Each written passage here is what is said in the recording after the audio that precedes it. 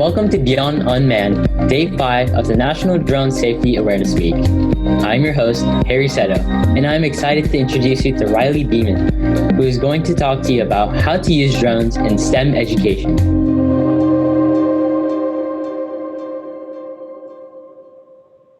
Hello, ladies and gentlemen. My name is Riley Beaman, and I'm the Vice President of AUVSI North Carolina, as well as the Director and Founder of the North Carolina Public Safety Drone Academy. This week, as you know, is National Drone Safety Awareness Week, and our team is coming to you throughout the week, just bringing some short clips on things, bringing awareness to drones, the safety and education portion of it. Today, my aspect is STEM education. And there's a lot of people that don't know exactly what STEM is, or if you've heard of STEM, you may not fully understand what STEM is all about. STEM stands for science, technology, engineering, and mathematics. The need for STEM programming and education developed out of the concern that our future generations may not be fully capable of tomorrow, the issues of tomorrow, the issues of economics in our industry. So STEM programming teaches innovation, creativity, critical thinking, problem solving, and collaboration among many other skills proven to lead success. Rather than teach the four disciplines as separate and discrete subjects, STEM integrates them into cohesive learning paradigms based on real-world scenarios and events. So why is STEM important and STEM education? Why is it important to our world and our society? And STEM education is integrated into our daily lives. We see it every day. It's important because it allows students to be exposed to various genres in science. It promotes technology, innovation, and creativity within a world that is constantly changing around us. Students are able to make connections between their school, home, their local communities, different states, different cities, globally. They're able to make connections between environment, wildlife, business, industry. They're able to put all this together. And they're also able and given the possibilities of looking at and solving worldwide issues, all the way from their community to globally. They're able to look at these issues. They're able to come up together with scenarios and possibilities to try to change these or address them at least. So they do all this through the science, technology, engineering, and mathematics, which is, as we know, is STEM. So why are drones the perfect idea for STEM education? And when we talk about drones, we talk about STEM drones, STEM education drones, things that that are different, they're new, they're cutting edge, and drones are the perfect tool. In the world of STEM education, drones are an excellent and inexpensive tool to introduce students to building and maintaining new technology. The potential applications for drones in education are endless, making them the popular choice among classrooms around the world. You can take a drone and put them into numerous different kinds of scenarios. And even in those scenarios, you can combine and overlap into several different aspects. So there's endless possibilities for drone education in the classroom and through STEM, making it a perfect tool. Why drones and why now? Why do we need drones in STEM? Why should that be a program that we're focusing on, or a tool that we're focusing on in an educational platform globally or in your state, your local high school, your local middle school? And it's very simple. Here in North Carolina and globally, we continue to push the envelope in unmanned aviation through disaster response, medical package delivery, food delivery, the new ideas of transportation by drones, state infrastructure, soil and water conservation, not to mention the numerous aspects and outlets of public safety and emergency services. So now is the time to capitalize on drones and STEM education to prepare our youth for tomorrow and all the possibilities of unmanned aviation. So again, bringing that what we've been talking about so far, drones are going to be an unbelievable tool for this education. What can drones teach our students? Tons of different things. And I say that so broadly because there's so many different aspects that we could focus on that drones could bring into the classroom for our students, K through 12, university, community college settings. There's so many ideas. So we're just going to touch on just a handful. On the idea of STEM, you have the do-it-yourself drone building. And that provides analytical skill thinking. Through robotics, it brings apart the math aspect of the building process, the electronics component of it, of putting it together, chemistry, programming, along with flight training, and all the skills associated with flight training and hands-on flight capabilities. So that's just under do-it-yourself drone building. Land surveying and mapping is another industry, which teaches mathematical skills, mapping, topography, and the observation of environmental changes in wildlife, giving the student the hands-on capability to view real-world scenarios and factors through mapping, through nature, environmental changes, from monitoring wildlife. That's just another aspect of drones in STEM education. The big one, weather and disaster response. Right now, we're in the middle of hurricane season. There's been several different things that have come about this season already. Students can learn about weather while participating in preparedness exercises for disasters. They can determine evacuation routes, utilities that will be affected after storms or during storms, pre-planning efforts, and all the responses that will be needed for emergency services, state workers, their local communities. So all that is under weather and disaster response.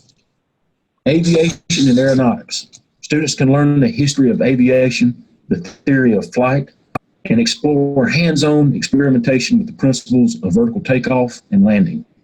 During this, again, they fall back under the sense of learning all about flight, what it takes to operate unmanned aerial vehicles, and all the things that we have started with manned aviation and how that has really, really brought us into the unmanned world and what we're doing as far as their local communities, our states, and globally. So under aviation and aeronautics, again, so many different aspects that you could focus on for STEM education. Environmental education. Students can use drones to learn about atmospheric science, learn about coastal erosion, climate change. Educators can also brainstorm and discuss ways drones can help environmental causes in the future. So again, putting the student in real-world scenarios to where they can take environmental issues or issues that they are seeing in their areas or globally and try to come up with solutions or scenarios to solve those problems. The big one, laws, rules, and ethical debating. Now, with drones, we know that there brings controversy. Students can learn those controversies surrounding drone use, explore all the pros and cons of drone use in the many different situations that they're utilized, and present positions on how they should be used and the laws that will govern them in the future. As we all know, we're tasked to learn our 107 and become efficient pilots. But that 107, again, is a license to learn. We take it and we learn the ethical ins and outs, the pros and cons, as we were saying. And we learn about all those laws and regulations that are going to be adopted and or changed and revised as we go throughout history. Right now, a prime example is beyond line of sight. That is something that was put in place in the beginning of drone use. And now as we explore the different capabilities of these drones, we see that now maybe we're okay to go beyond line of sight with certain measures. So now you're seeing a lot of industries, a lot of states that are getting waivers, and just one law, that is just one law that's being changed. So again, that STEM education, that tool being the drone, brings all this full circle, and where the students are able to experience so many different aspects of the world that they live in through drones. And again, these are just a handful of items and focus points that STEM education would bring with drone as the tool in the classroom. So with STEM education, who can help you?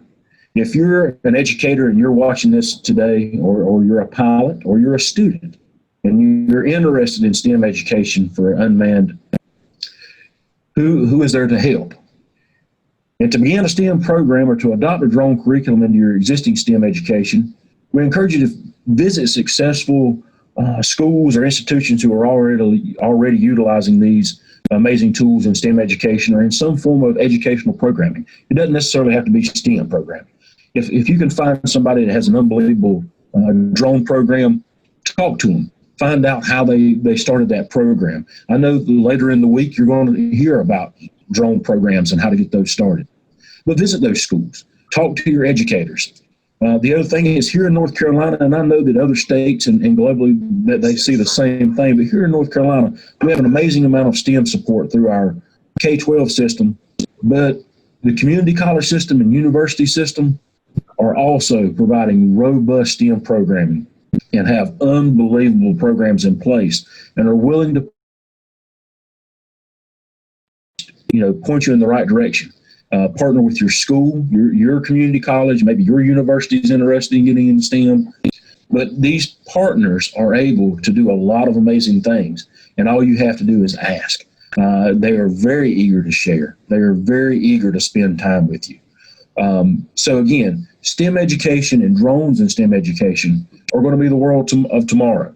We're going to take this tool, where we have the capabilities of taking this tool, and teaching our youth, our K-12, our community college students, our university students, and taking them by teaching with drones and putting them in new world, real world scenarios.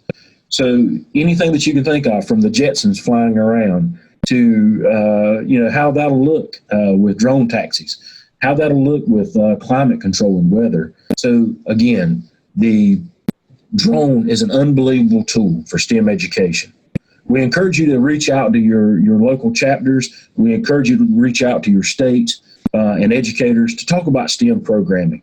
Talk to your local high schools and middle schools about the options of bringing in a drone curriculum as part of your STEM education, or beginning STEM in general, or overall, a STEM program.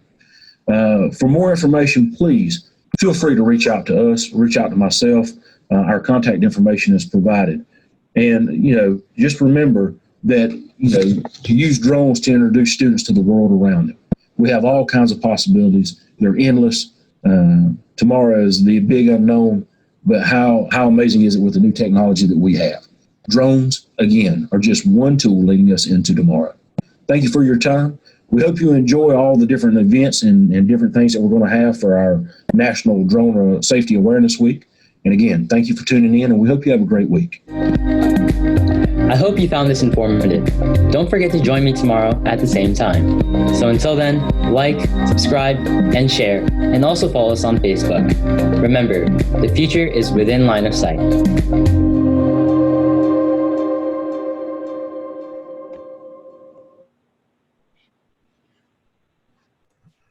All right, guys, I'd like to thank everybody for tuning in today, especially spending your Friday with us. I know that we have started having quite a following with this for our drone. Let's Talk Drones. And again, we want to thank you guys for putting up with that video. I begged Darshan not to show my video as the kickoff for today, but he loves to poke fun at me, and so that's what we went with. There were several other great guys that we could have chose, but he wanted to choose that one, so that's how it works.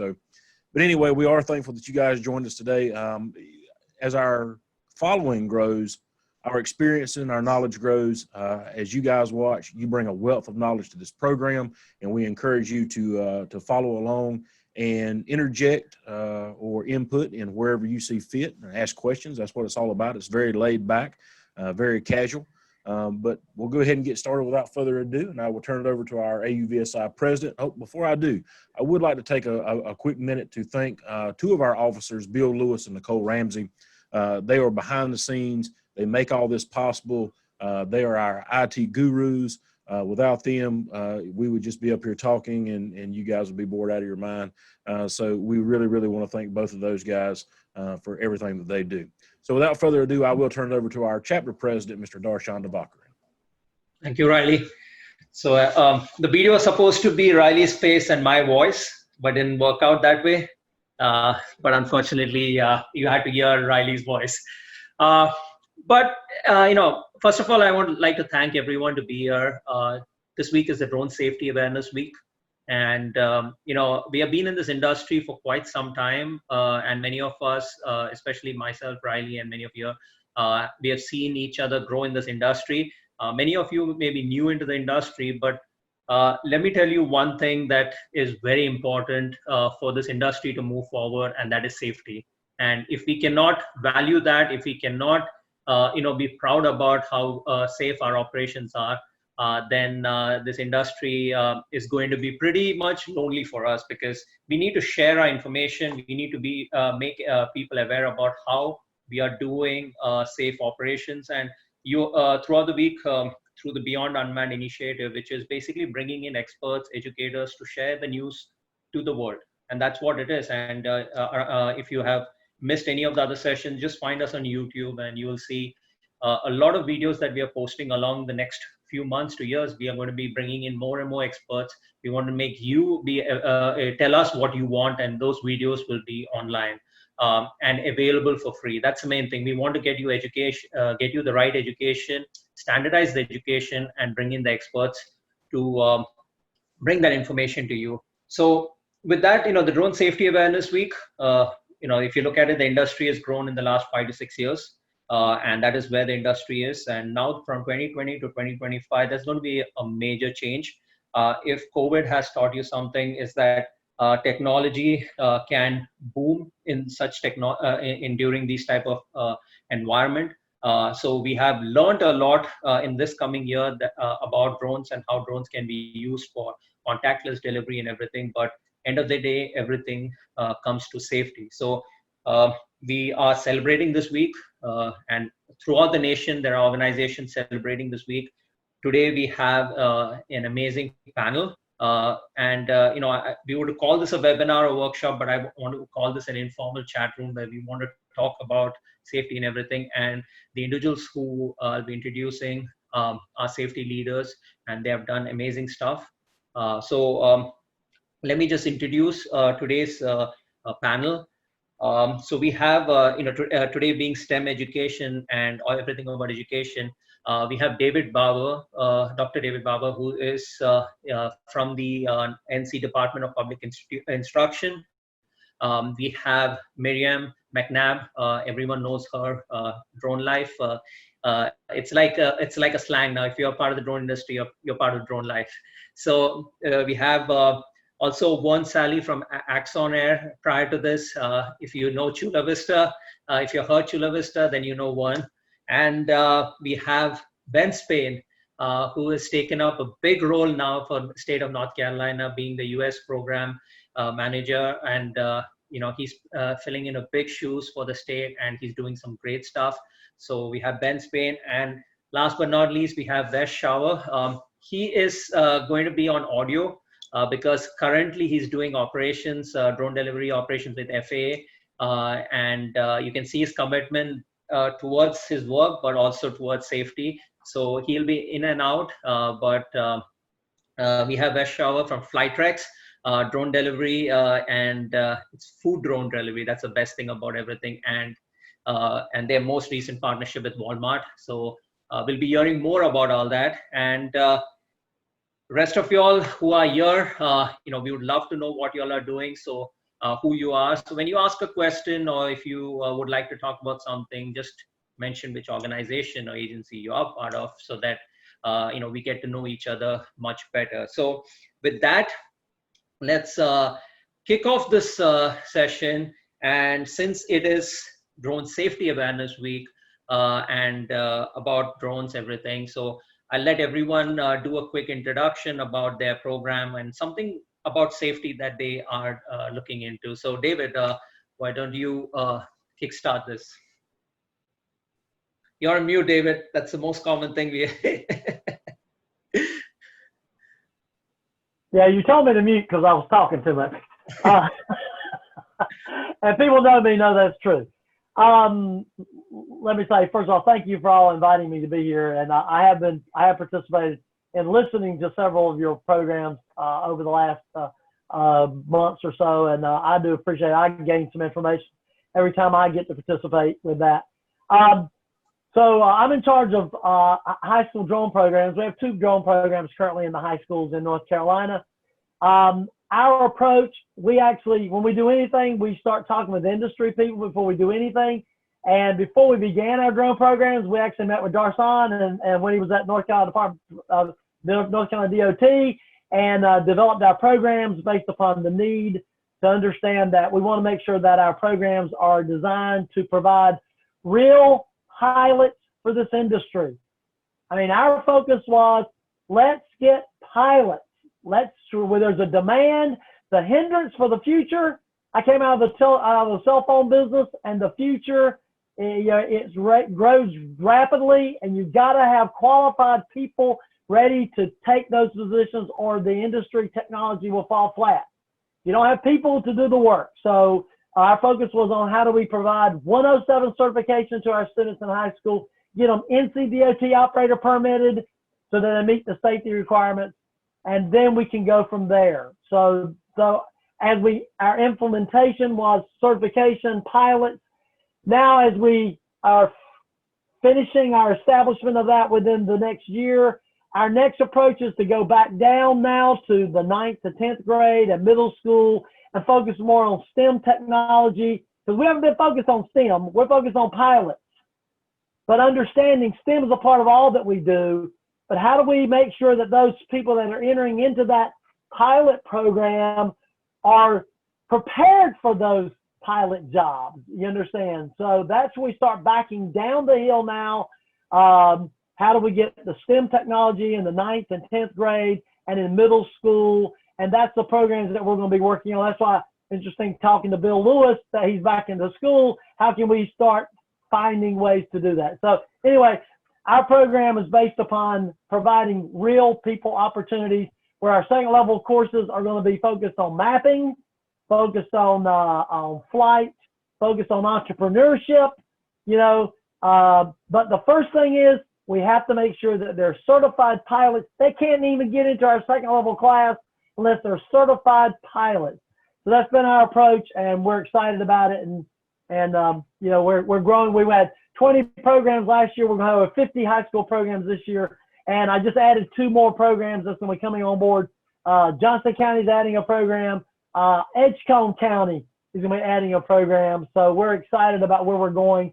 And we appreciate all the effort that you guys are making to keep all of us abreast of the future. So I think I've given you enough to start with. Thank you, David. Miriam. I'm Miriam. I'm the editor-in-chief at DroneLife, and our job here at Safety Week and every week is to kind of let everybody know what's going on in the industry, all of the new developments, the new technologies that come up. And most recently, we've been kind of collaborating with some people at the FAA to sort of clarify some of those regulations that might not be as clear. And I just want to say I totally appreciate Riley's presentation and everything you guys are doing. I'm a mom. I got 2 kids, and one in college, so really want them to be employable. That would be great. Totally think that bringing drones into education is just such a great idea. Thank you, Miriam. Juan. Hey, thanks, Darshan, and thank you everybody for having me here. Again, Vern Sallee. I'm a retired police captain from Chula Vista, California, Chula Vista Police Department. Had a 25-year career at Chula Vista PD, and established our drone program in 2016, when frankly we really didn't know exactly what we're going to get ourselves into. But we took the crawl, walk, run approach, and I'm so happy to hear about advocates like David and Miriam talking about the importance of professionalism, having professional pilots that are really fully trained, because that is a large gap now still. So I think Chula Vista's claim to fame, the only reason that I'm here is the Drone as a First Responder program is really what put our name on the map. But I think also the fundamentals that we built within the drone program in terms of community outreach first, right? Telling your story to the community so that people understand why the drones are there and flying around, and what the benefit, the drones for good aspect. Because if you don't communicate that, there's some elements in communities that really don't understand it and can become irritated with it. And if you don't tell your story, somebody else will make up a story and tell that about you, right? So that's the first thing, especially with the police, right? So we approached it that way, and then just the fundamentals of getting our pilots properly trained, and then establishing the right training programs and maintenance programs for the drones. We were so fortunate to, when timing, when opportunity meets preparation, like Chula Vista just could not have nailed that better, because we were selected in 2018 with this concept of getting drones first to calls before officers. And we had the concept, the FAA accepted us within the IPP. We started the Drone as a First Responder program in October 26, 2018. And by the time I retired, literally last month, we'd flown 3,700 missions. And as of today, I looked it up on the Chula Vista PD website. And then if you Google Chula Vista UAS, we try and put as much information on there as possible to be as transparent as possible. Today, as of today, we've flown 4,136 missions. That's Drone as First Responder, 10 to 15 missions a day, so supporting police officers, feeding them live video so that they can have better call outcomes. And it really protects our officers, protects the community, and even protects the suspects that we come into contact with. And then I'll kind of close this part out, but I did retire a month ago. I made the choice to go to a company called Axon, which is not big right now in the drone space, but they have a product. Axon is very famous in public safety. They created the taser, right? The electronic control weapon. And then body-worn cameras, they're the top law enforcement provider for those, and they are a top law enforcement technology company. They are making a major investment into Axon Air, which is their drone piloting and software program, as well as storage, which is, I think everybody knows with drones, when you're shooting a lot of 4K video, storage quickly becomes a problem, especially if you have 4,000 flights, you're going to have a lot of video. And if you're relying on a server, you're going to be over at Best Buy a bunch buying hard drives and things. So happy to talk more about that and the opportunities that we're doing, and look forward to this discussion. Thank you. Thank you, Ben. Hi, everyone. Dash, thanks for inviting me to be a part of this panel. I'm excited to have a chance to speak to y'all. I might have to drop off. I'm out here conducting some operations with the FAA as part of our Part 135 and type certification. So Flytrex, we're a drone manufacturing company focused on drone delivery. We not only manufacture the aircraft, but also the back-end software. Our safety approach is really three prongs. First, since we're developing aircraft for drone delivery, we have multiple safeguards and safe mitigations for our operations, including a flight termination system, parachute recovery system, as well as some safety protocols built into our flight logic where we can go to safe hovers. So that's the hardware, kind of the side of the house for safety. Since we're manufacturing aircraft for type certified operations under Part 135, we have to fall within the Part 135 regulatory framework. So another huge element that we've been working on as a part of the integration pilot program in North Carolina and now beyond is developing that training program for our Part 107 pilots to really bridge the gap between Part 107 and Part 135 operations. So building a pretty robust training program is super critical to us. Thank you, Wes, and I'm Sorry, sure. Sorry, I had to make a radio call. I'm still going. And then No worry. the third prong is really with the customers, right? So this technology is new to everyone. And one of our biggest things, we have operations being conducted in North Dakota and Fayetteville currently. And another element is teaching people and our customers how to safely retrieve and accept a package.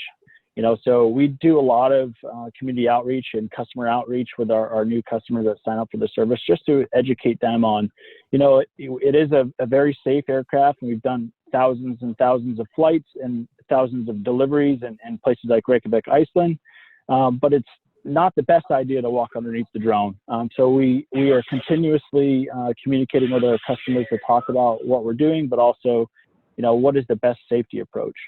So really, those are the ways that we're focusing on safety with our program and our aircraft, and we hope to continue to build that as the regulations for drones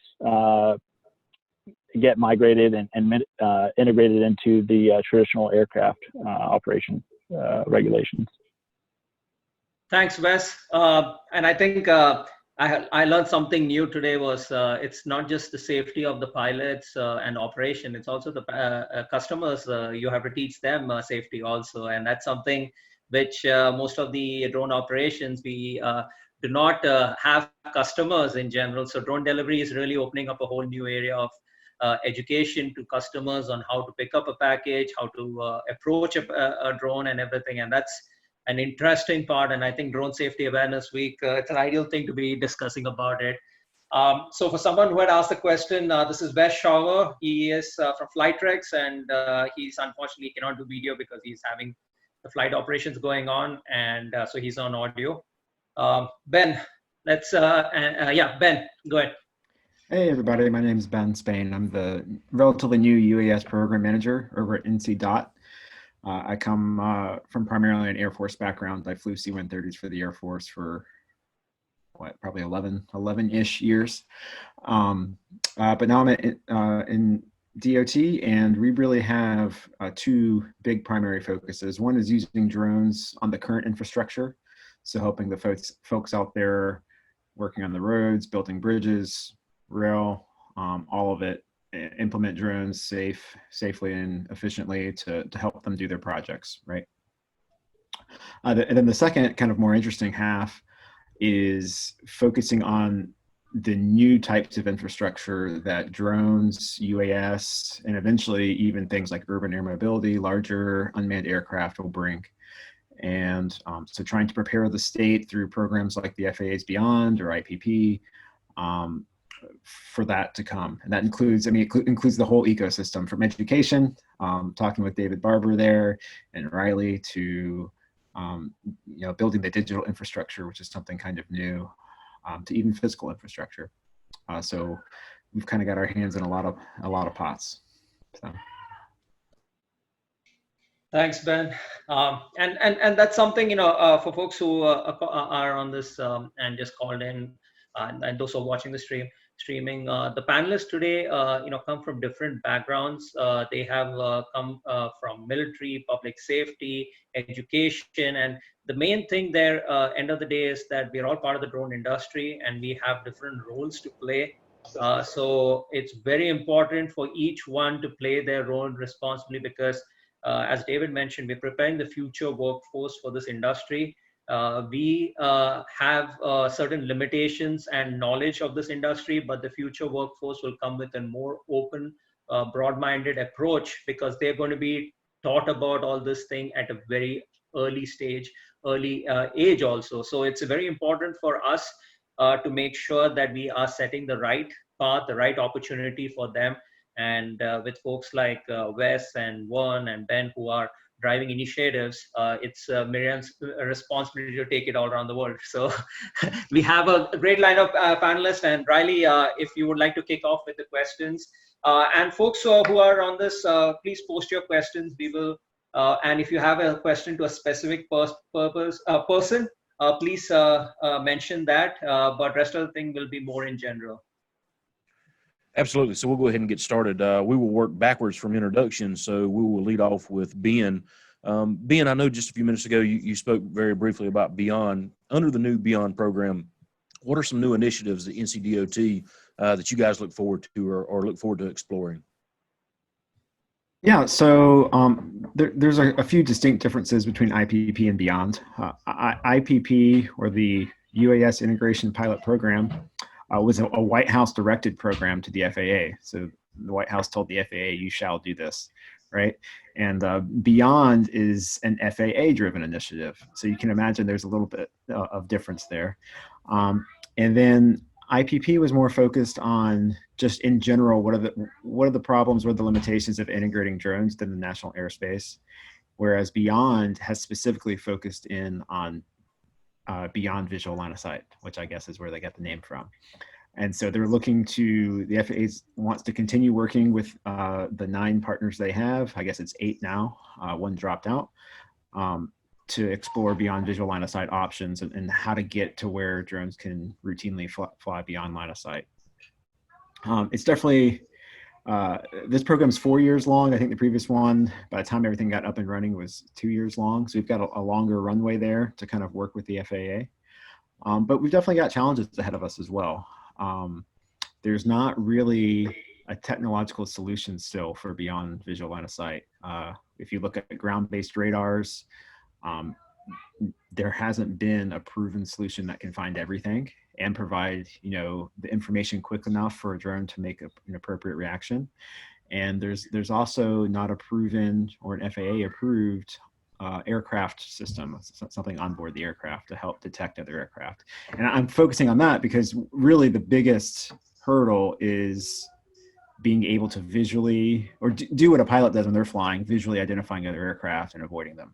That's the hurdle, is how do we get the drones to find the other aircraft out there that are non-cooperative, they're not talking on a radio and they're not squawking a transponder code. How do we find them?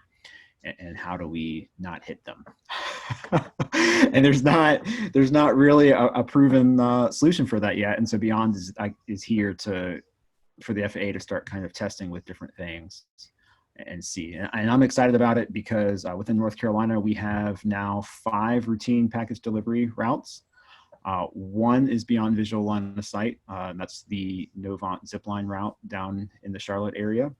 And we're really hoping that some of our other partners can move to beyond visual line of sight, and the FAA will help, let them test some different technologies. And we're also looking forward to all of our partners. We have the same main partners going in, so Zipline, UPS, Flytrex, and Volancy. We're looking for all 4 of them to continue to expand their routes and provide good service. That's awesome. Thank you so much. Wes, if you're available on the call, what was the outcome of UAS IPP for drone delivery? I'm here, fortunately. The biggest thing for us was really relationship building with the FAA.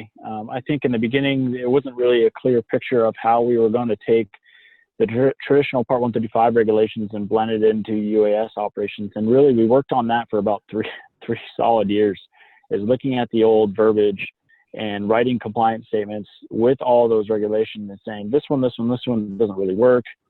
We understand the spirit of the rules, so let's adjust it to this. The FAA dedicated a lot of resources to work with the private and public partners to really get it to the next step and get some small wins. But like Mr. Ben said, there wasn't a lot of wins with beyond visual line of sight, really at all. There's a couple of small hints at beyond visual line of sight operations, but there wasn't anything really significant. So for us, it was building relationships and really setting the pathway for future operations. Thank you. Mr. Barbour, how are the schools that you're talking about, our K-12 system, how are they integrating drones into the curriculum right now currently? Okay, well, what we found is that, first of all, there's a lot of people playing with drones. You understand the difference. I mean, they'll go buy a drone and they'll do something with it, but they have no knowledge whatsoever about safety. They don't know they can't fly outside with a certain thing. Of course, now with AMA allows them, the teacher can fly without being 107 certified. But there's still requirements to meet the recreational requirements, which most of them don't even know that there is. So there's lots of, they also don't know that there's a liability insurance. That's really been one of our biggest factors, that the schools don't realize that their insurance probably doesn't cover drones, because a lot of liability insurance policies have waivers. Not waivers, what are they called? Where they take it away. You have to ask for it. They don't put it on there. So you can get it put back, but you got to pay money to put in drones. And so we've had that communications with, so we can't do anything about those things.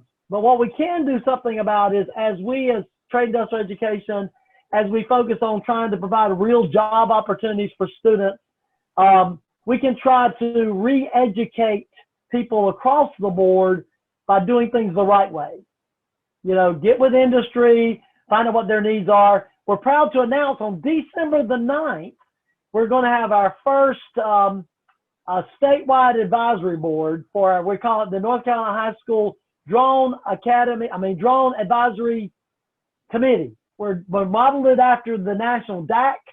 And so we do a lot of the same terminologies. We've got a really good group of people across different industries, education, and like I said, industry. We focused on the different ones, including Progress Energy, Progress Energy, UPS.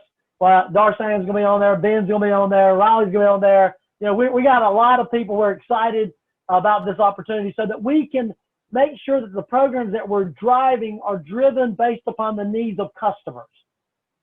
You know, because if we're not meeting the needs of customers, we're wasting our time. So, you know, we're excited about those opportunities. But what we decided was that we have to educate our school systems. We have to make sure that we put in place requirements for safety, requirements for, you know, insurance is very important for them. What type of equipment? We have made a 180, 360 maybe even loop between what type of equipment we started with and the type of equipment we recommend today. Because we can train people with a lot less expensive equipment than we had in the past. Right now, well, in fact, our drone of choice right now that we're recommending for our high schools is the new Mavic Air 2. I mean, why wouldn't you? You know, it does everything that we need it to do, and it's an awesome drone. I mean, for less than $1,000, it does everything you want to do. And so we have totally changed around, and it's very safe. But the point is, we are maturing as we go. We just had a discussion today while our Drone 2 class, students have to be 107 certified. They have to be NCDOT operator permitted before they can even get into the class. Because we want to make sure the student is safe when we go out there and start flying missions, that they're safe, right? That safety, not just, as we've already discussed, not just themselves, but everyone around them is safe. And so, you know, we're really focused on that. And schools will be hard pressed. Our teachers have to be 107 certified pilots. They have to be NCDOT operator permitted. You know, they have to be one to teach one. So, you know, we're focused on that. But that is at this level where we're making the students get certified. When we start backing down the hill now, as we said, we start up here where it's interfacing with the public, but if we start backing down the hill, you know, AMA has come out with, they pushed the FAA requirements. So now that the teachers don't have to be 107 certified if you use drones in the classroom, you can fly them under the recreational requirements. Okay, I'm not really a big fan of that, but okay. If that's the case, then how do we ensure that the teachers that are teaching drones in their classroom are familiar with familiar with the recreational requirements? Our recommendation is that they still meet the NCDOT operator permit for government. I believe, in talking with Darshan, I believe in talking with actually your predecessor being Basil Yap, the teachers should still be required to meet NCDOT operator permit requirements. I mean, I'm going to tell you, folks, if you can't meet that requirement, you probably don't need to be flying a drone. You have a PDF file you got to read through and take the test.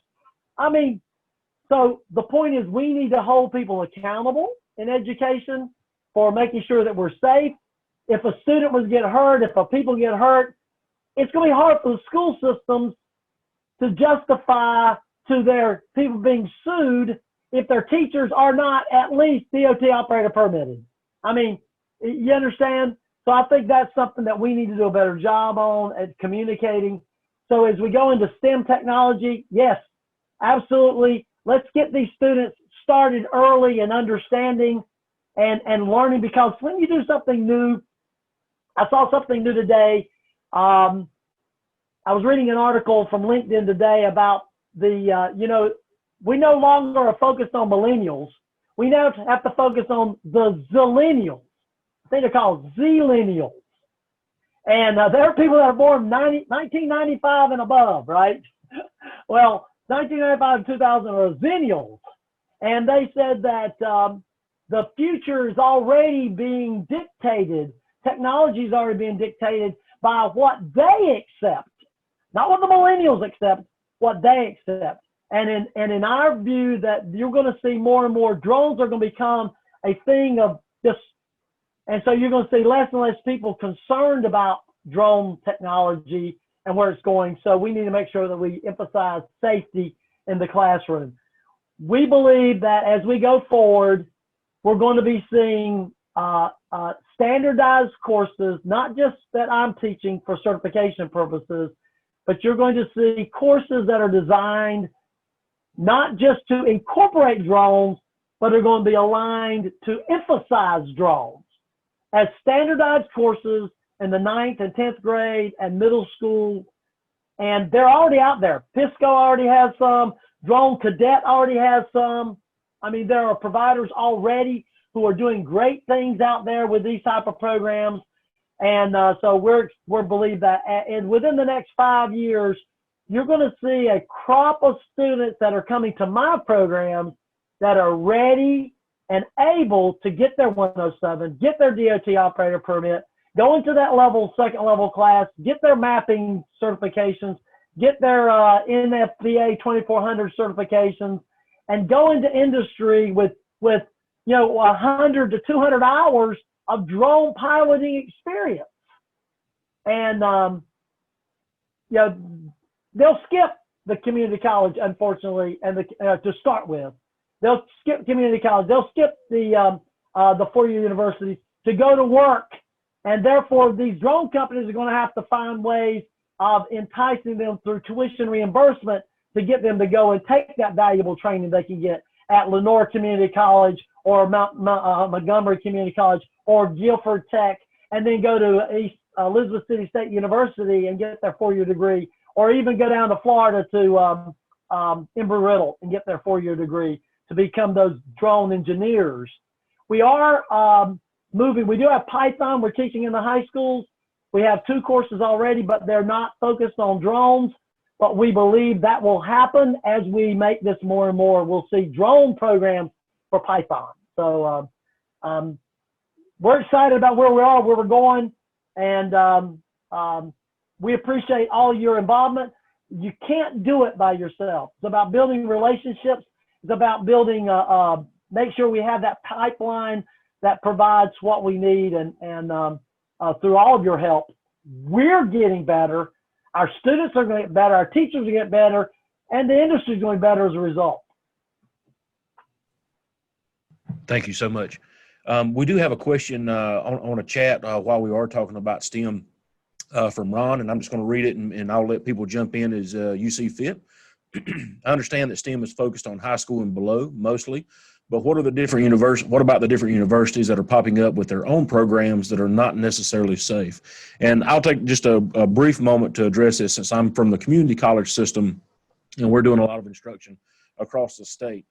We have a brand new CTE building that has just been built on our campus. It's humongous. It's unbelievable. And we are partnering with our school system who is getting ready to adopt drones. And again, I know in your question, you're saying that's the high school, but from a community college and working with other partner universities that are much larger than we are, we're just trying to make sure that this high school is safe in the program. And they're trying to model that program after what we're doing in public safety, which is just a little bit different, which you don't see yet a lot in the high school system. But they're trying to go after the public safety aspect of it. We're trying to make sure that they meet the safety factors. From my standpoint in North Carolina, and I can only speak to the colleges and universities that I know, and Bill can shed some light on this along with Darshan and Ben. The colleges and universities that I know are, state and other large places that are really trying to be very strict as far as safety goes. You've got Winston-Salem State. You've got Dash. What's the group that we went to and talked to down at the coast? My mind just went blank.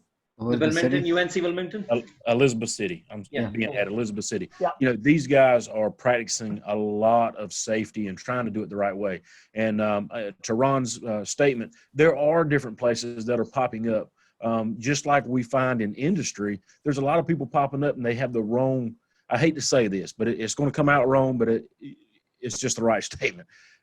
They're putting people that are in place that don't know the ins and outs. They're not talking to the groups that we're talking to. They're not on this podcast or webinar today. They're not reaching out to the Ben Spains. They're not reaching out to the Darshans. They're not getting these people involved in those programs, and they're trying to get it up fast. there's a lot of money to be made in drones that we're all going to talk about a little later. So we have to be careful with that. So I can't speak to every one of them, but I feel like that might be one of the problems with some of the larger universities that are trying to stand up programs quick. But I'll let some other people weigh in before we go to the next question. I think I'm just going to put a point up there is I think FAA has identified and understood this problem also, that there are programs, educational institutions are coming up with drone programs without any discussion with FAA or with their state agencies like the Department of Transportation's emergency management and stuff. So they have started FAA started the US College Aid Initiative. So it's what US CTI, it's what it's called. And basically FAA is working with the universities and other education institutes to provide them the right guidance, funding, and also to the point they want to connect with industries that are working on these initiatives. So it requires a lot of people to collaborate with the universities. And you're right, Ron, you just mentioned a number of university professors don't have operational knowledge. And that is, it's not just in the university side, it's the industry overall. If you see many of the industries that are integrating drones into their programs, their program managers are not compulsory, are not really even Part 107 pilots, are not even educated about drones, but they are pushed into that role. So similarly, it's not just in university, but it's in everything. And it's very few programs you will see the leaders or the folks who are driving those initiatives actually coming with US or aviation or GIS background. Rest of them are put into that situation because they are already program manager or they are program leads, and they have taken up this as a technology task. So what David had mentioned earlier about educating school system before we build a program. Similarly, it's educating the universities, industries. Everything has to be educated about building the right program, what funding is needed, what safety measures have to be taken, all these things. So it's have to be put into action. It's not just a university. Universities are trying to take the opportunity because students are interested. But most of the time they are working without any industry support or state support. And this is where we as organizations, nonprofits and state agencies and industry need to approach them and say if we can provide any assistance. Maybe it is internships, maybe it's resources, maybe demonstrations, maybe even teaching a class. It's our responsibility to reach out to them. Ms. McNabb, I think you had a statement. Thanks. I think that this is one of those situations where we're in this lag in the industry before standardization. So, I always go back to kind of comparing to the development of other transportation industries like automobiles. And now when your kid goes to get their license, those classes and what they are required to be taught are very, very prescribed. There are federal standards, there are state standards that say these things must be taught in this order. You must spend X number of hours practicing. You must have this kind of exposure. And I think that unfortunately, we're just in this gap where those standards haven't been developed yet. So like Darshan says, the FAA is working on this and is trying to get those standards. I honestly think in 20 years, when David's talking to his classes, it's not going to be a question of we recommend this. It's going to be very prescribed. This is the federal regulation. You want to teach these kids to get their license. This is exactly how you do it. This is what you have to cover. These are how many hours you need to spend in the classroom, in the air, etc. But until then, unfortunately, it's really up to organizations like Riley's, Darshan's, all of these organizations to kind of come together and support these universities in building those standards themselves in the absence of the federal standards, which just aren't there yet. And unfortunately, they're not going to be there next year either. It's going to take time. And I think that and that really, Miriam, you answered Ron's questions. How do we take the NC DAC mentioned by David and spread across the US? It's our responsibility. If you're part of a state that is not North Carolina, that does not mean you cannot drive an initiative there. You have to identify who the David of that state is, who's working with the public education system and driving those initiatives. Maybe reach out to them, talk to them, educate them. maybe connect them to David and pass the message. And I know David is doing outreach with other states also. So these are things, we have to, we cannot wait for, I would put it this way, we cannot wait for David to start a program. We have to find if the right David out there. I'm putting David out there is the name. If it's education, now it's David. So it's a good thing. But I'm just saying that every state has to find their champion to drive in different initiatives. In North Carolina, the US, the NCDOT drone program is the champion for the state. Similarly, other states have different champions for different institutions, industries, organizations, and you have to identify that. And it cannot be done by one person. It has to be a joint. So work with your organizations and work with your nonprofits and everything. So I think we'll move ahead. If someone has any question, anyone has anything to add to this? Okay, we just move ahead. Yeah, absolutely. So we'll talk about this in the open mic portion after we get done with all the questions. My next question is for Vern. It was much like Wes's question. What was the outcome from UAS IPP for public safety? Thanks a lot, Riley. Yeah, as I mentioned before, kind of already tipped the hand, actually over 4,000 missions for drone as a first responder, which was just, we never actually realized how wildly successful it was, but it was so important. If you look at law enforcement today, and I think everybody's seen the challenges of the last 9 months, either between COVID or even just some of the civil unrest and incidents, think about the lack of information that public safety folks and first responders have when a 911 call comes in. Oftentimes it's coming in from a citizen who sees an incident. They're not first responders and professionals. They don't know what they're seeing. They're trying to interpret it. They might misinterpret it. It's traumatic to them, especially if it's some kind of violent crime, and we get really, really limited information. So that, if it's a robbery or something, the police officers are just doing their best to get there with the limited information that they have. And the whole concept of drone as a first responders, if we can get a drone there and feed live information, it completely changes the tactics and response so that we're able to bring the right tactics, tools, and resources to bear to then have better call outcomes and reduced instances of use of force. And so I think everyone can imagine that. We literally have many dozens of cases in Chula Vista where if we didn't outright save lives of people, that we absolutely help prevent further injuries and de-escalate it and return things to normal faster. And that's a massive, really massive win. In terms of the technical aspects, and I think I shared with you, when I started in 2016, I was a captain in charge of patrol operations. Intellectually, I knew drones would be important to policing, but I wasn't a hobbyist, right? And so my learning curve, unfortunately, is exactly what you're talking about. A professional in another area, realizing there's a tool I need to get into, but it was so complex that, it was a challenge. The good part that I had was I recognized where my weaknesses were, and I did not pretend that I was going into this as an expert. So I'm a huge fan of partnering and outsourcing expertise when you don't have it. And law enforcement will need to do that, a ton of that.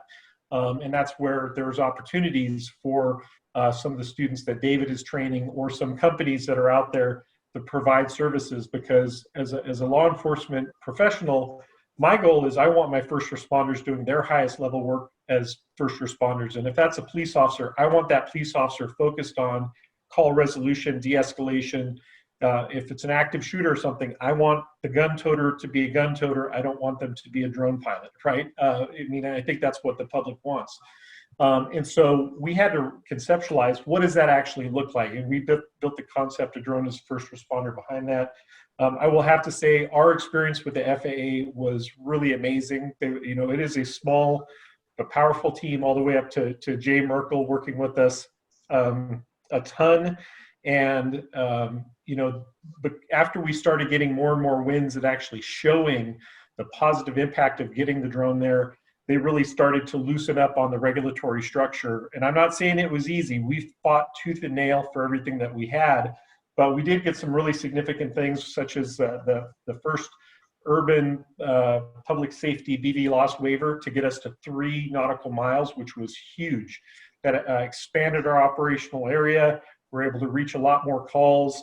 The average response time from when we get a call to when we get a drone on scene is less than 2.5 minutes. Imagine that, 2.5 minutes to get a drone overhead and start feeding live information to a first responder is massive. When our typical priority 1 response time is 6 minutes, completely changes the call dynamic. More recently, back I think it was in July, we received a tactical beyond visual line of sight waiver. That's more for like an active shooter situation or a call where we might actually have to dip the drone instead of being up high at 200 or 300 feet like drone as a first responder, dip the drone under a tree canopy or under a patio in an area where it's technically beyond visual line of sight of the officer who is, you know, a distance away, but we were able to show the FAA, you know, it is, you know, the balance of weighing safety of if we're there to save a life, if we have an active shooter, you don't want to have your police officers exposing themselves to gunfire, or we don't have time to do other means when we can get a drone in there and actually get live information. And the risk is really low, especially because it tends to be a very small, lightweight drone, right? So under certain circumstances, agencies now, law enforcement throughout the U.S. can now apply for a tactical beyond visual line of sight waiver.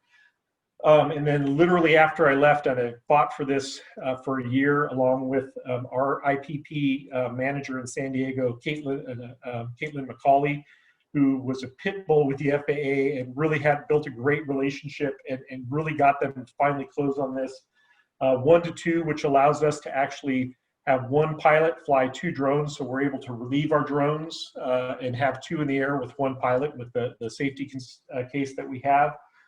As well as we now had, you know, prior we had about 17 square miles of the city where we had permission to fly a drone as a first responder. We literally expanded it to citywide, the ability to essentially stand up another 3 launch stations. So for a 52 square mile city, we can have 5 or 6 different launch locations and have almost 100% aerial coverage of our city with those 5 drones at a fraction of the cost of a manned helicopter unit. And so it's my understanding that unfortunately the city of San Diego was the lead participating agency in the IPP. They chose not to continue their aspect of it, but Chula Vista itself and our relationship with the FAA is going to continue to have an agency level relationship with us to continue at this baseline where we stand and then continue to try and push forward. So we really felt like we got some of the best wins out of the IPP, especially for law enforcement.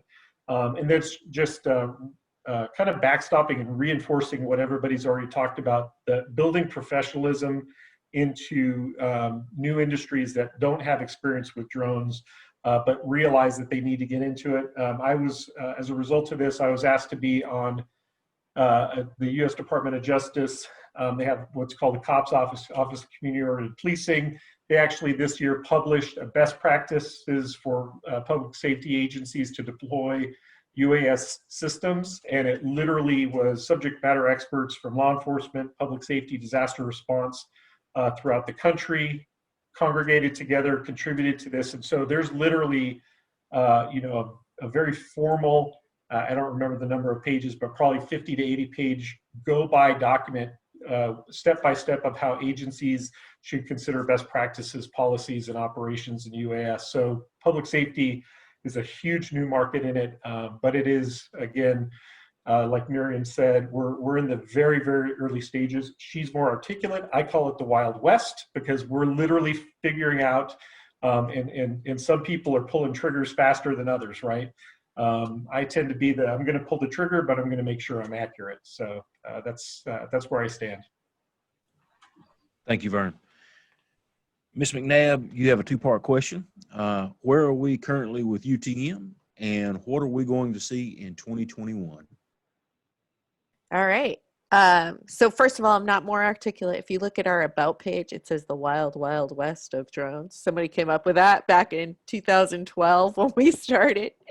So let's talk about UTM. So the first thing that we are always telling everybody is when it comes to unmanned traffic management, UTM is not one thing. This is not a COVID vaccine where you either got it or you don't. It's not, kind of going to be developed and tested and released on a particular day. It's really a lot of things. But the programs for developing those technologies have progressed. So when we talk about the technology side, we're talking about ways for drones to communicate with each other, to communicate with air traffic control, to communicate with other aircraft, deconfliction capabilities, and so forth. So there has been the UTM pilot program. Phase 2 was actually just completed, I think, earlier this week or very end of last week. I think it was earlier this week. And that was a 5 big players, actually: AirMap, Aeros, Wing, Onra Technologies. That's 4, I guess. And the difference between phase 2 and phase 1 of the UTM pilot program was that these players really came to the demonstration this time with really production ready technology. So they have technology that they are already using. So they have apps where they can communicate with each other. If you've booked a flight on AirMap and you're using the Wing flight planning app, you're going to be able to see the AirMap flight. So they're really working towards getting a complete knowledge of everything that's in the air. Now, in order for that to kind of move forward, there need to be a lot of decisions made, which simply haven't been made yet. So the rule on remote ID really needs to be released, and we hope that that's been promised for actually the end of December. We'll see what happens on that. But there are, in the background, the FAA's technology partners are trying to establish kind of baseline requirements for that technology and so forth. But we need all of the different pieces to come into place. You need the regulation before you can build the technology to meet the standards as defined in the regulation. So there's a lot of work to still be done.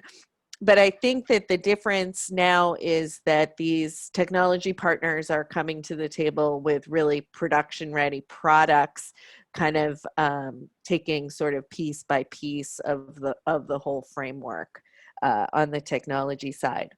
I think what happens to happen in 2021 is we are going to get some more of those regulatory pieces in place. We're going to see the remote ID rule released. Hopefully, we're going to see regulation on flight over people and flight at night, which would regularize those, kind of standardize what needs to happen in order for you to fly at night, or what needs to happen in order for you to perform commercial operations over people.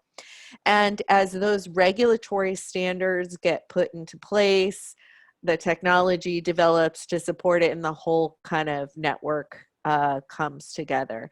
And I'm sort of encouraged and excited to hear, things like Ben talking about that they're looking at the new types of infrastructure that are necessary. If you think about air traffic management, you've got all kinds of infrastructure. You've got traffic control towers, you've got runways, you've got airports. So what kinds of similar things, if any, do you really need to support a full integration of drones?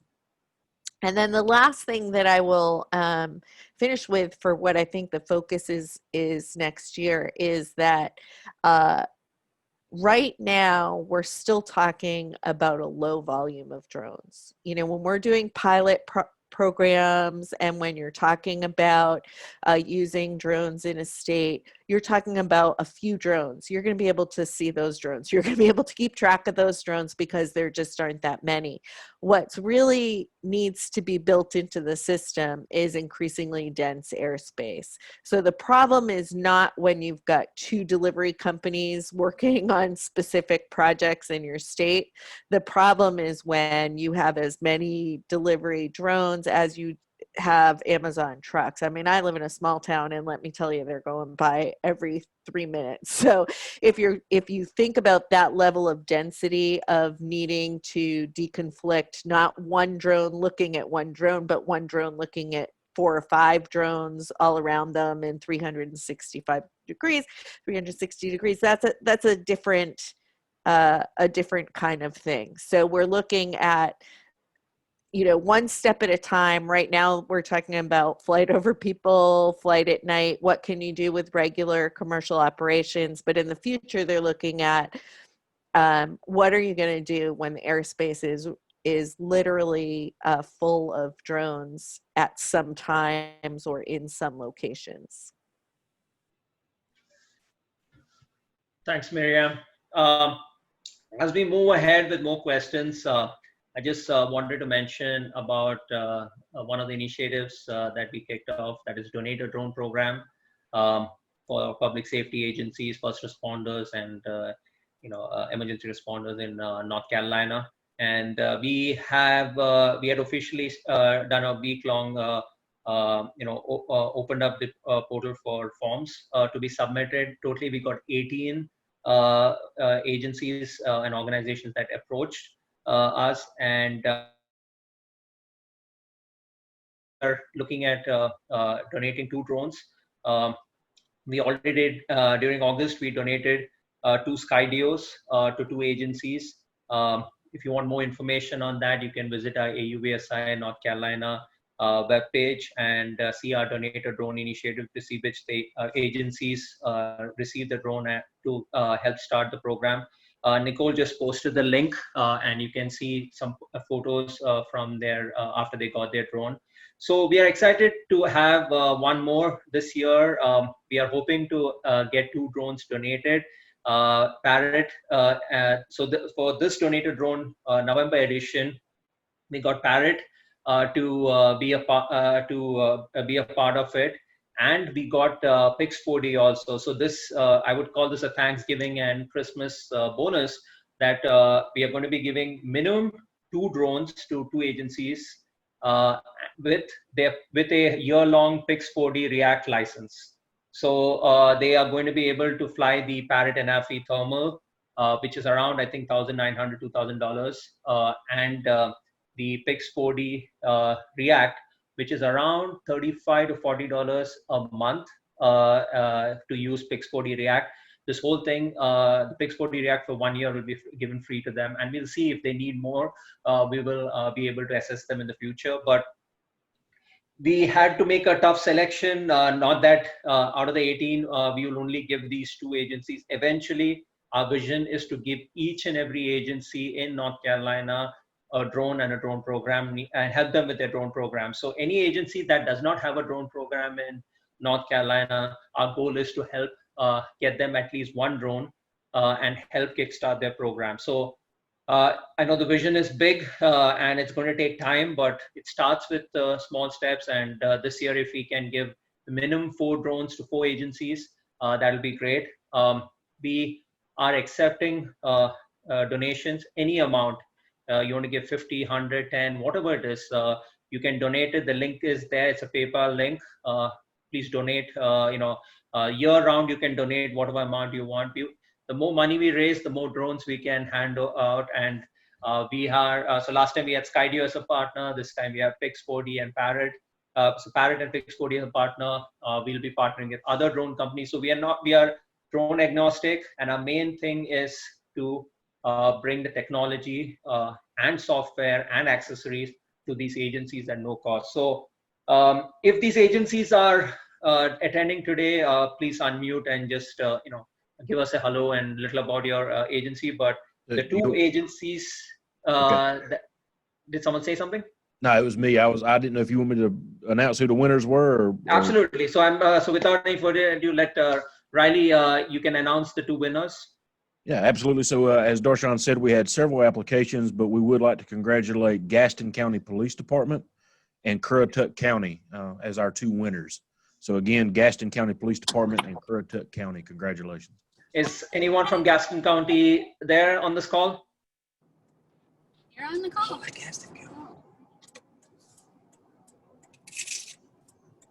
So, did I hear someone on the call?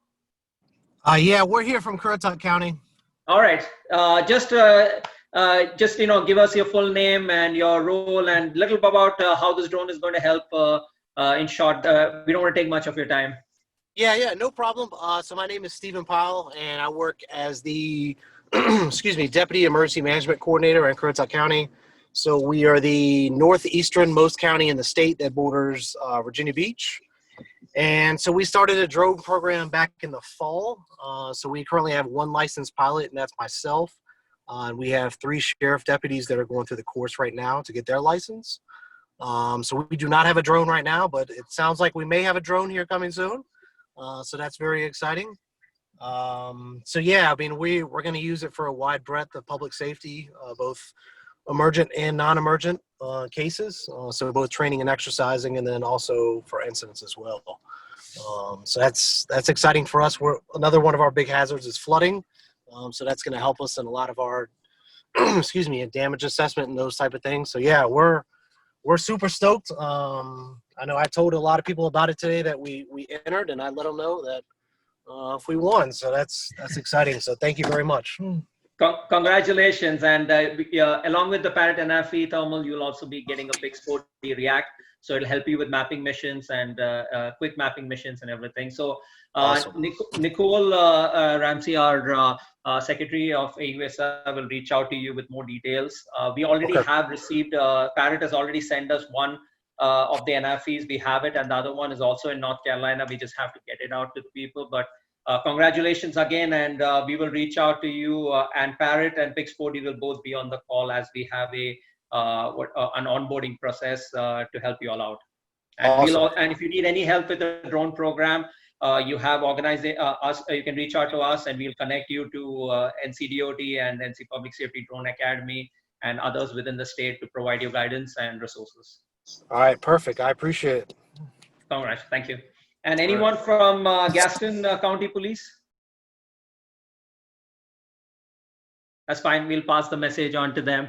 But again, we have only selected 2 because that's all we have the funding for right now. But we are hoping, folks keep contributing. The list that we have, those are the folks who are going to eventually get a drone, but we just don't know in what order. And we just want to make sure that we are able to get the drone before we promise anything. So year round, if you have extra money you want to donate, just make sure you reach out to us or you go to our PayPal account and just donate it, and we will be providing the technology to them.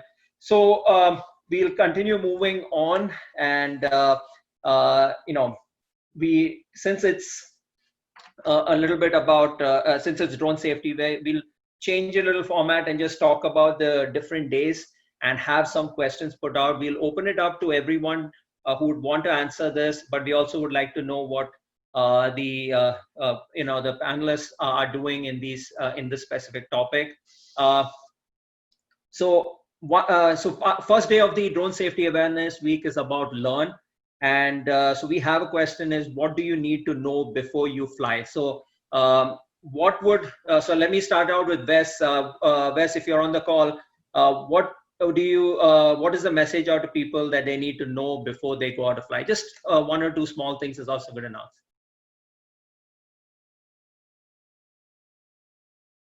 Is Wes there? All right, we'll move on. If Wes comes back, we can ask a question.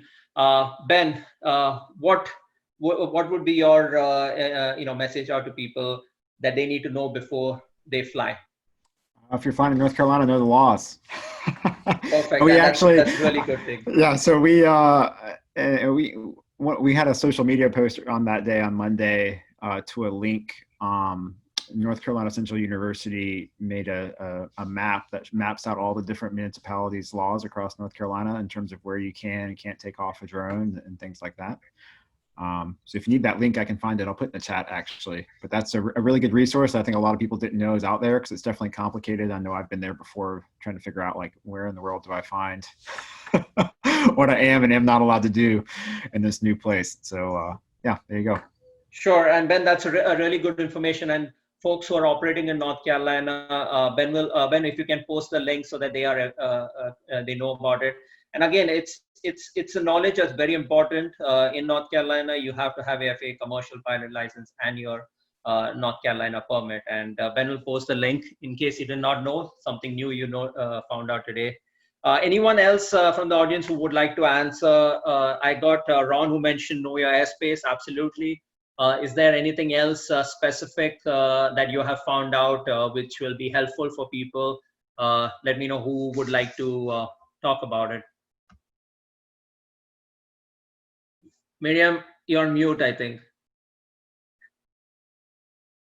You're on mute. Is Miriam on mute?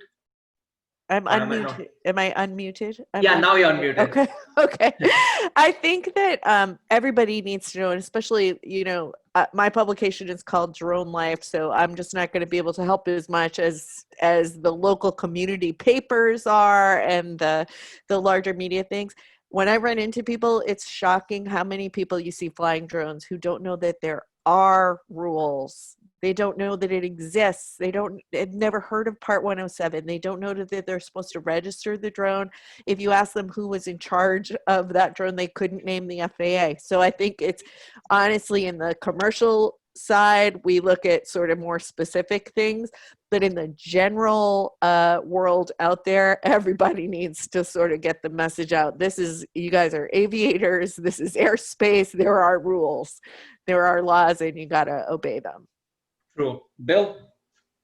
Just a couple of things on what Ben said about the laws and regulations. We also are putting together for AUVSI a map of where are some places to fly. So if you are aware of a location that's safe, appropriate for recreational flyers to get out there, please contact us. We can update that. We want to have a map out there for people who visit North Carolina and for people inside North Carolina who might be traveling to a new place and aren't certain where they can fly.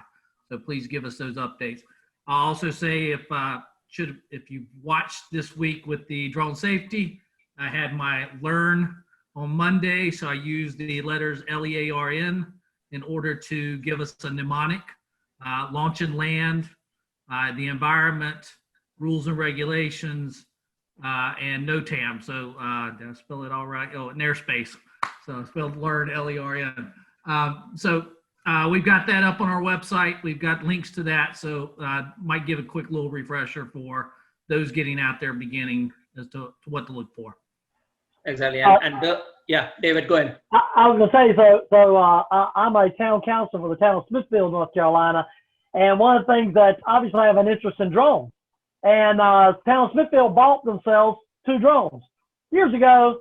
And they just kind of had them. They put them on a while. They don't really have anybody that was, there was no strategy here at all. And so since then, we put together a committee. Paul Rossi has come help us to try to put together a strategy on how we're going to do it. We are in the process of putting together a drone policy for the town of Smithfield for their employees. But also, the biggest part is we're developing a strategy for where you can fly safely in Smithfield, making it known to people. You can come to Smithfield, here are dedicated places to fly your drone. We're going to post the basic recreational requirements for pilots so everyone can see, don't fly 400 feet, don't fly over people, the basic requirements so that everyone sees it. It's about awareness in your community. I think every municipality, every county and county government, state governments, everybody needs to be communicating to the public, posting things out where they think people are flying about what the rules are. Ignorance is really no excuse. We aren't provided, the government employees are responsible. I think that the DOT ought to send something out to all of our school system and say, cease and desist. If you're flying a drone and don't pass the DOT operator permit, you can't fly as a school teacher. I've tried to promote it within DPI and got, no, you can't do that. We have to stay within our sandbox of CTE. But it's about communication, about how do we get it. So anyway, we're developing a strategy in the town of Smithfield so that we're smart, that our citizens know. They don't just buy a drone, but they have a place to fly the drone. We're getting ready to build NIST standards, the NIST standards.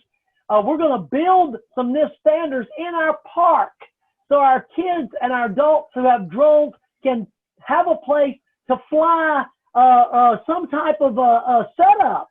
So they don't just go in their backyard and fly over their neighbor's house, which gets their neighbors all upset. If you give them a gun and you load the gun and you don't give them anywhere to shoot the gun, they're shooting in the backyard, folks. That's the way it is. So it's our responsibility too. Darshan, one of the things that we talked about, and I'd like to see AUVSI do what you and I had talked about, putting together for North Carolina. We can't talk about other places. For North Carolina, a traveling show where we're in the one part of the state on Monday, one on Tuesday, Wednesday, Thursday, and Friday. We travel across the state with industry partners promoting drones, the use of drones, drone safety, and we can hold it at the community colleges from one end and end up maybe at Elizabeth State University at their drone programs they have over there at the end of the week with a big to-do and get the news media and all to promote. And we can, why not? That's something, I know you changed positions, but we were going to have that, that, and it was going to happen. So we need to go back and do it. But promote is what we need to do. Darshan? Yeah. How is everybody today?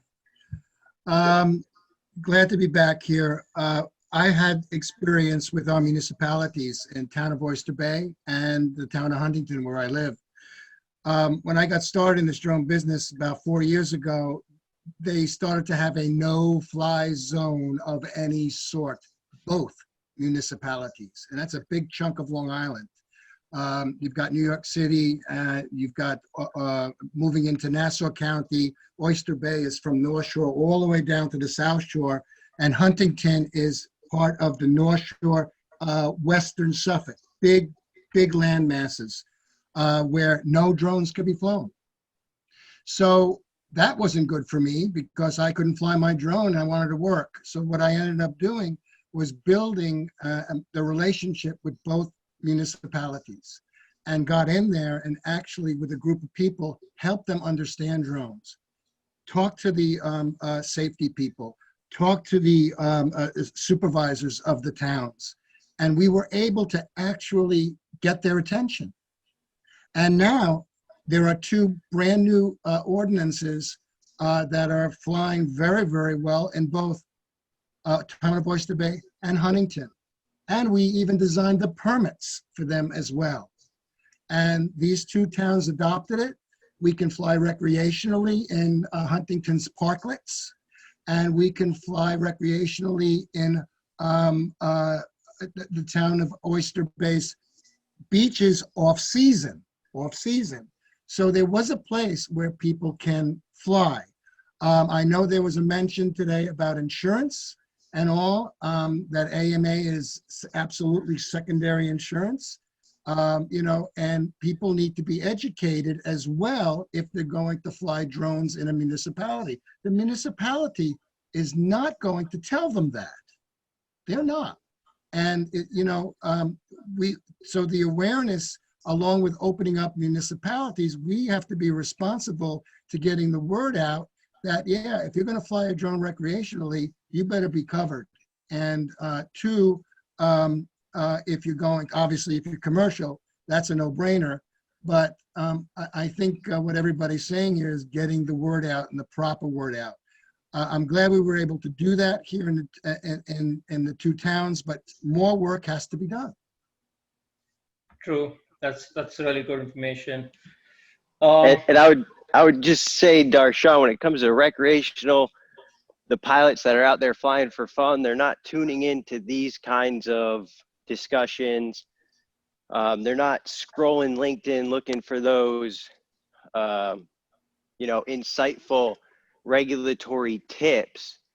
They're buying a drone and then they're going out and flying it. So to connect with these folks, you got to go out and fly.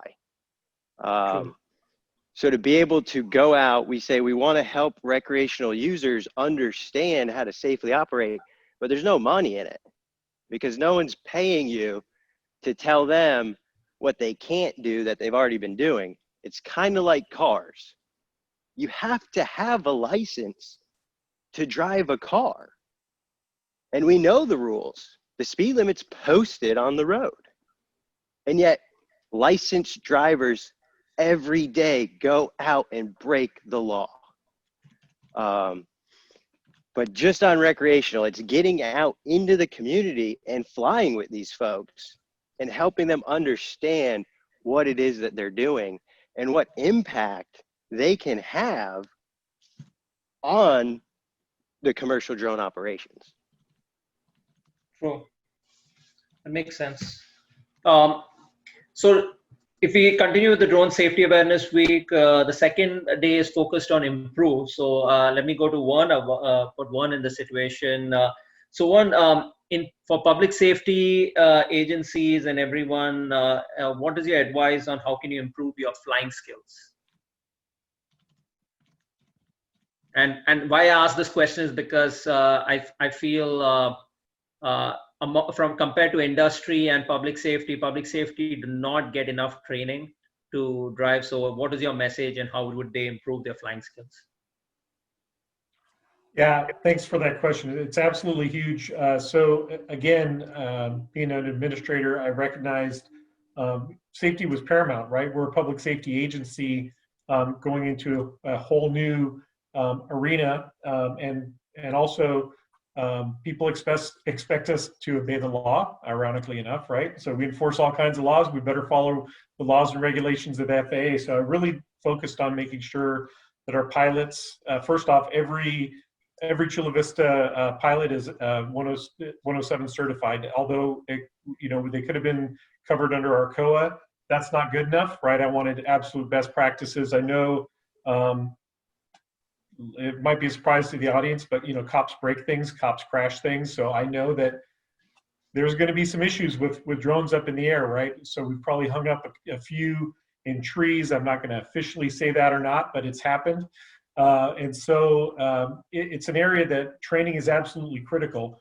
And training, it's a perishable skill. That's the other thing. Police are really have a lot of areas that we call perishable skills, and drone piloting is a perishable skill. So not only did we do 107, we've sent our lead managers and supervisors to a California Peace Officers and Standards Training.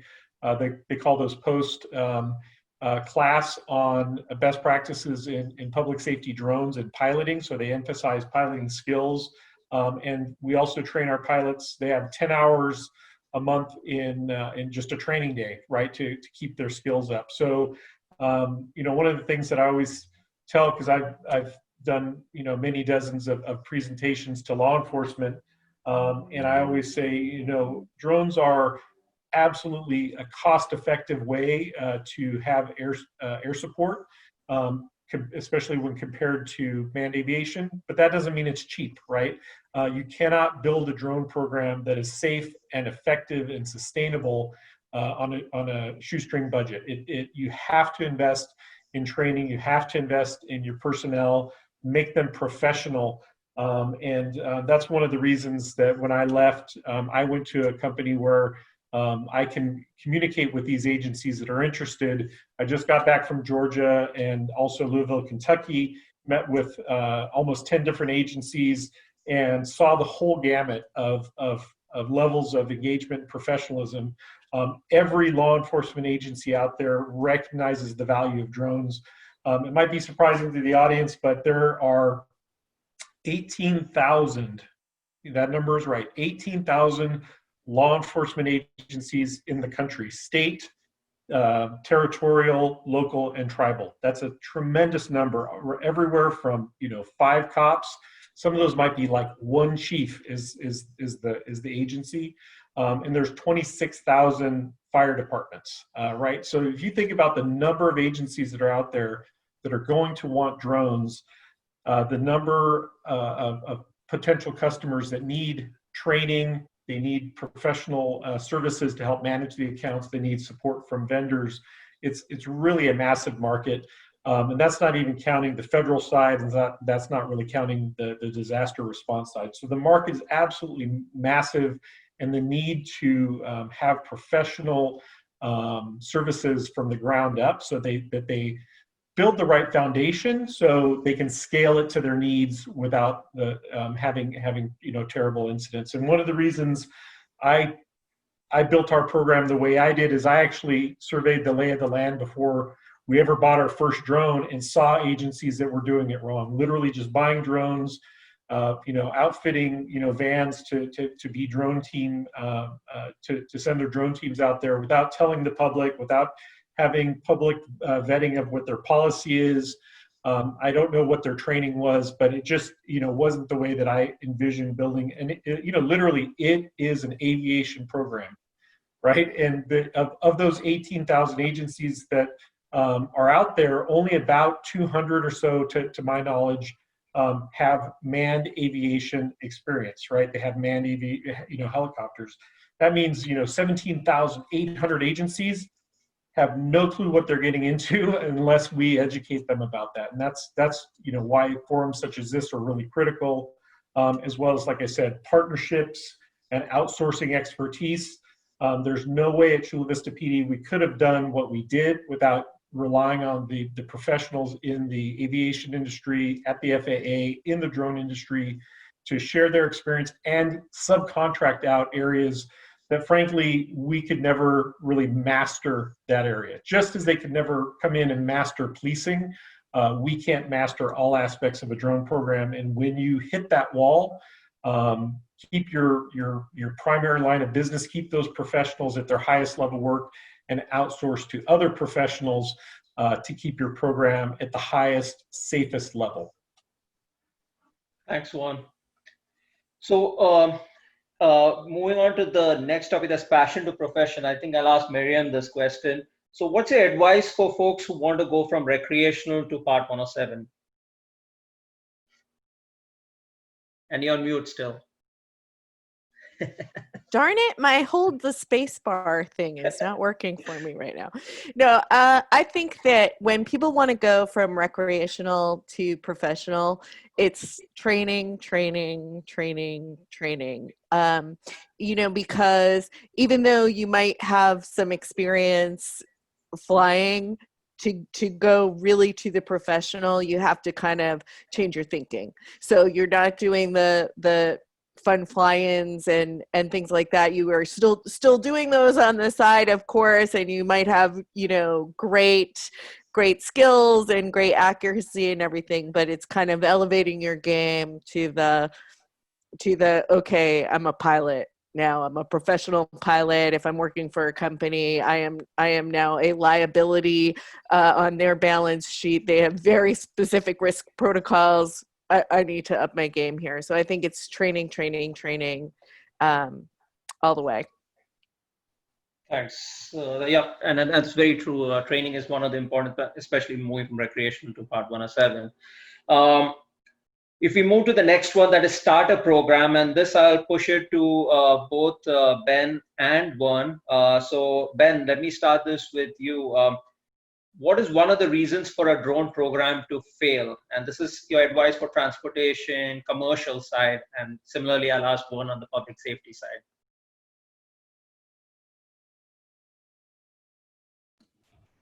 I'm thinking about it here. You want me to push it to Vern first and come back to you? Sure. Okay, Vern. Okay, wait. Just repeat the question. What is the just one of the reasons why a drone program can fail? And this is for public safety and advice.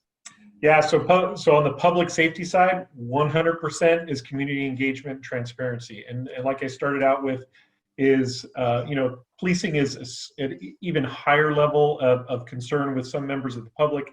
With policing, you have to realize and respect civil rights and privacy, especially, right? So policing can be seen as the heavy-handed part of government, right? Because we enforce laws, and people legitimately wonder when they see a police drone in the air, what are they doing with it? Who's watching over the police and making sure that we're not using it for nefarious purposes? When we would do community forums, people would ask us, What happens if you look at my backyard and you see a marijuana plant? What happens if you see a crime in progress? What do you do with the footage? And so for police agencies, they really need to understand the political ramifications and the appearances, and it's very specific to each community. And so I never pretend. In Chula Vista, we were really blessed because we have a long history of community-oriented policing, a great relationship with our community, a very diverse population, educated, open to new ideas and technology. Whereas some places like perhaps San Francisco or Seattle, there's some different political dynamics in place that are not as trusting of the police and want to have more limits and controls on policing. And drones, frankly, are not an area that the police can even really get into at this point until we do a better job of telling the story of drones for good and the benefits and the checks and balances that can be put in place to ensure privacy and civil rights are protected. And think about the civil unrest and the protests that have gone on. At Chula Vista, one of the things, and I was the captain still with some protests within our city before I retired, and we had the opportunity to use drones in some of those cases. And we made the decision, we're not going to use a drone on this because we can effectively use other tools to have a safe outcome. But on certain protests, we had one when they started in a park. We did not use the drone whatsoever to watch it. But as soon as those folks decided to march in the street and take over intersections, we didn't have the resources to protect them as well from the public and from traffic hazards. It became a public safety threat. We made the operational decision that it was ethical for us to use the drone to protect public safety, to protect the public from the aspect of a protest, but also the protesters. When they shut down the intersection, they really made a lot of people mad, and that gave us better situational awareness. And no agency wants to have what happened in Charlottesville between protesters and counter protesters, because those can be really volatile situations. We use the drone for situational awareness, live feed to our officers and decision makers, and that lasted literally about an hour of keeping drones up in the air, feeding the live video. And as soon as they left the streets and they returned to the park of origin and protested there for a little bit more, as soon as they hit that park, we took the drone back off because they weren't in potential danger anymore. So communicating that to the public that we're going to use drones ethically, putting it in policy. We put it in policy. We do not use drones for surveillance. We don't do random patrol.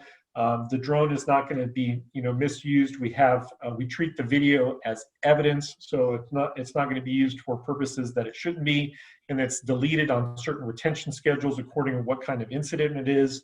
So when you put those things in place and you tell that story, the public understands and builds that transparency. And then finally, just noting on transparency, we stood up a website before we ever started launching drones, showing our policy, giving an email address that folks could email any of our team members and ask about our program, because I like to say nothing about a police drone program should be secret, except protecting the video. Everything should be transparent because you want to tell your story.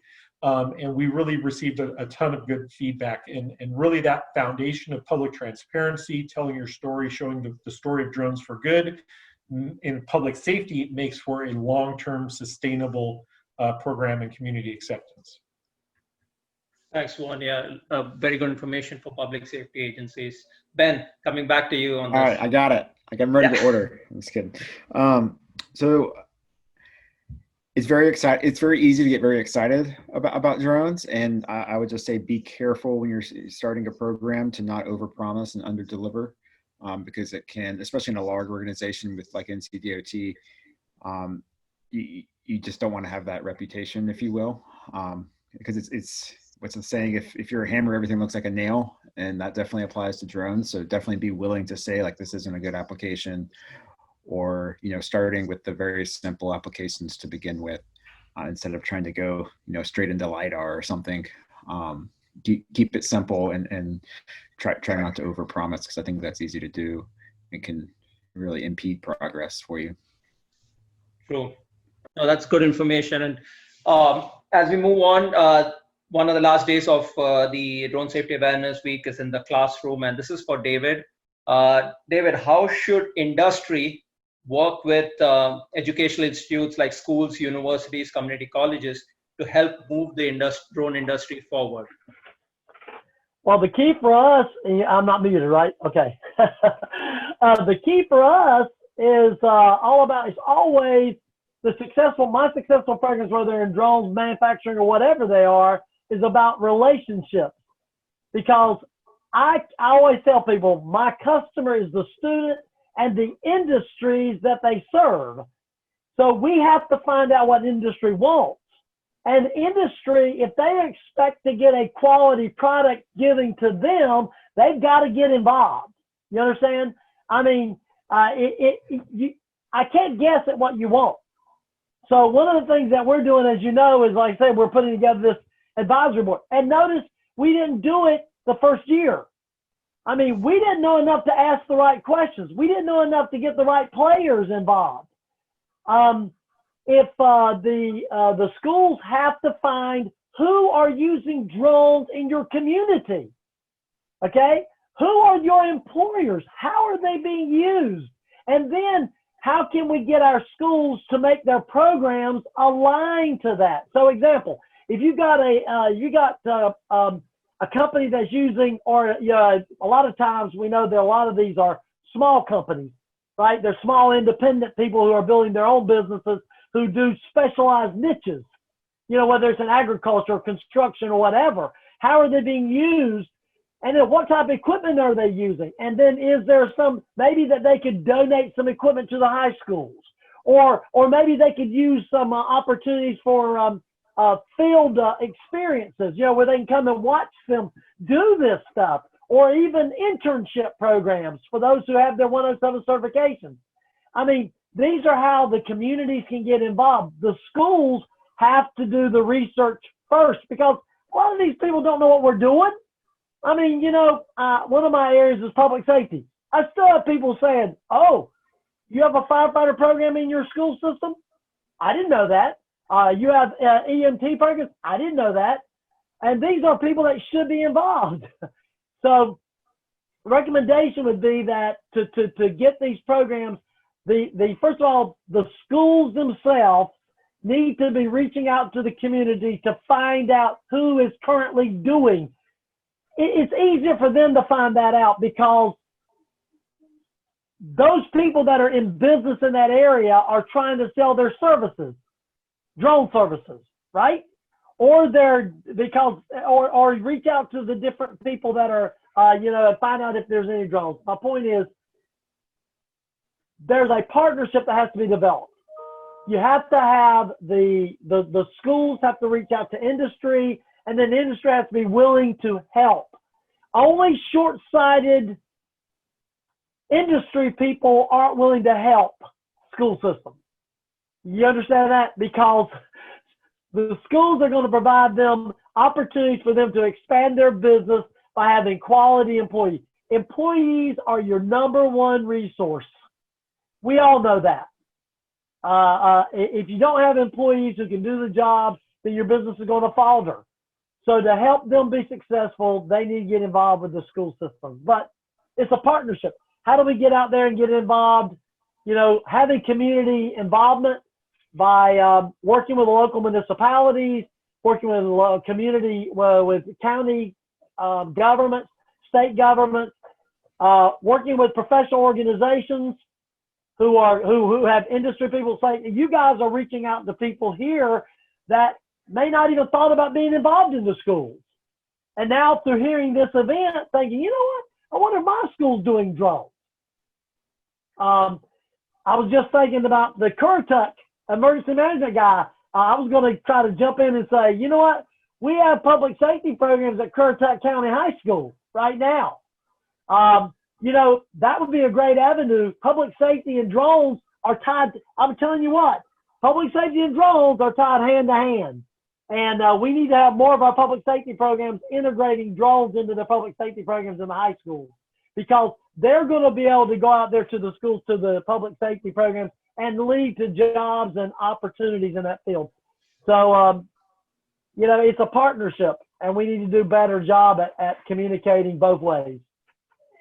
So one thing that we want to echo on as far as our AUVSI North Carolina chapter is going along with what David's talking about are two programs that we have through our chapter. One is a student ambassador program, and why we're telling you guys this is so you can advocate for us. For the student ambassador program, to let those people know in the high schools or that student that may have a bright future in unmanned aviation, turn them on to us. If nothing else, we can get their fees prorated. But again, we want them to be a part of this. We want to get them in line with you guys. We want them to be able to shadow, to go around and experience the different possibilities here in North Carolina that they have. The other program that we have is the Donate a Drone program. It's not for public safety. This is for educational institutions. So if you have or know of groups that would say, hey, we've got an old drone, we'd like to donate it to somebody, please let our chapter know.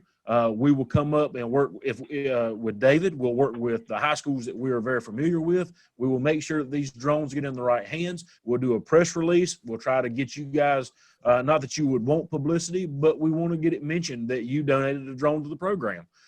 So, those are two programs where we're just trying to reach out and do something different, trying to help the youth. So.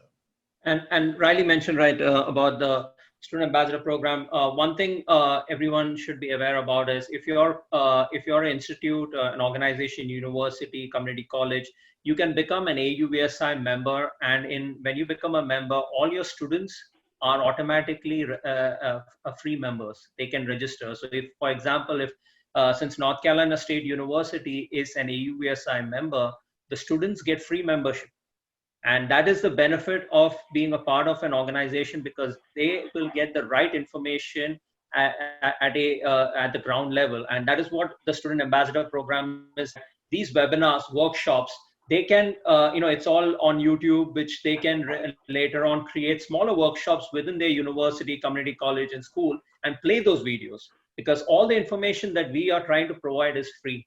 And we want you to learn from it, because all the experts that we bring on board have been successful in what they do, and you want to take the advice. And when people say there's so much information online, I agree, and that is why we want to streamline it, and that is where also Beyond Unmanned comes into factors. That again, the experts are just going to be putting their voice out. It's free for you to go and watch. If you missed the Drone Safety Awareness Week information sessions from Bill, Riley, Vern, and we also had Brian Leventhal. And tomorrow we have one of the special segments, that is Why You Fly, with Jennifer Birdsong. And that's what it is. It's basically, we want experts to talk about this, and these initiatives are only possible if we work together. The other thing, as we are wrapping up the thing, I'm excited to tell you about next month. We have we are doing our session early. It's going to be December 11th. It's going to be a Christmas special with the Parrot family. That is Parrot, Sensefly, and Pixpody. We're going to bring Troy. I think we got the names switched. We got FX, Troy, and Christopher Cressy, who are going to be there. It's a 3-hour session. They will be talking about their latest products, their technology. We'll play some videos on some of their operation. And then we'll try and see if they can provide some free gifts to people during this call. So I'm trying to work this all out with the team, and hopefully they agree to provide some Christmas gifts. Mark your calendars. We'll be sending an invite soon. It's December 11th from 3 to 6 p.m. And if you've been following Sensefly, Parrot, and Pixpody, you'll know the amazing technology they bring in. Again, we want to thank Parrot and Pixpody for stepping up and being part of the Donate a Drone program. As we also wrap up, being a Friday and now the weekend coming, I just have something to talk to you all about, which is not related to drones, but about us as humans. It's important, and the story is basically about just 2 days back, one of my friends lost his father because of COVID. And, we think COVID, a lot of us are taking COVID very seriously, but at the same time, there are, it's not always us who have to be careful. It's also the people around us that we have to ensure is safe. I just feel like, we have our loved ones, our parents, kids, wives, girlfriends, everyone who are around. Just take a time to spend time with them. You don't know who you might lose. Because of COVID, it's been pretty bad for many countries. And why I mentioned this is just 2 weeks back, I saw my friend's father, and we had talked, and now he's no more. So it's a tough life for us living indoors and being bottled in, and wearing masks all the time, hand sanitizers. But it is important. We need to fight this. We need to get out of this safe. These chat lines, these groups, these events are helping us talk. So if you have anything to talk about, we are always here to reach out. But be safe. Have your family also ensure safety. It's not just drone safety; it's a safety overall. So I just thought, we value friendship, we value our relationships and everything, and it's important to spend time. So with that, I'm those who have to leave, we're not holding you back, but those who would love to talk, we are here. I just got a message. I'm a JS student at King Abdul Aziz University, Saudi Arabia. I'm happy to join you in these meetings. I learned a lot from your experience about drones. Thank you all. Thank you, Haya. This is the thing. It's AUVSI North Carolina, but we have international reach. That's only because we want to connect with you and wherever you are, and we want to help your state, your country with drone initiatives. But I would like to open it up to anyone who wants to answer this question: why do you fly, and why do you like to fly? And before you answer that question, let me. It is 6 o'clock, and I know some of our presenters are getting off. Before people start answering that question, thank you so much to our presenters and panelists. Thank you so much for being a part of this. We couldn't do it without you, so thank you so much. Thank you, everyone. I'm going to hop off. Yes, go on, take care. And anyone who wants to hop off. We are here till you leave. But if anyone, I would like anyone to start out and answer why they like to fly or why they fly drones. It'll be nice to hear about it. Anyone wants to volunteer and talk about it? Anyone? Wayne, you've been silent all throughout. Okay, Wayne. Okay, Wayne is he's unmuted. I think for me is getting out flying is that one, teaching others how to fly and see the excitement on their face of being able to see how easy it is, especially with GPS today, and learning a new skill. I think that's great. And for me personally, when I'm out flying, I forget about everything else, car payments, house payments, things I got to do on my list. I'm just trying to keep the drone out of a tree or off power lines. So for me, it's really relaxing to be able to get out and fly. Thanks for asking. Thanks, Wayne. Jay, you have raised your hands. Yeah, I think I might have mentioned this before, but 20 years of flying recreationally, and then all of a sudden 107 came out, and I love aviation, just enjoy it. And I never got to be a pilot, a real, a man pilot.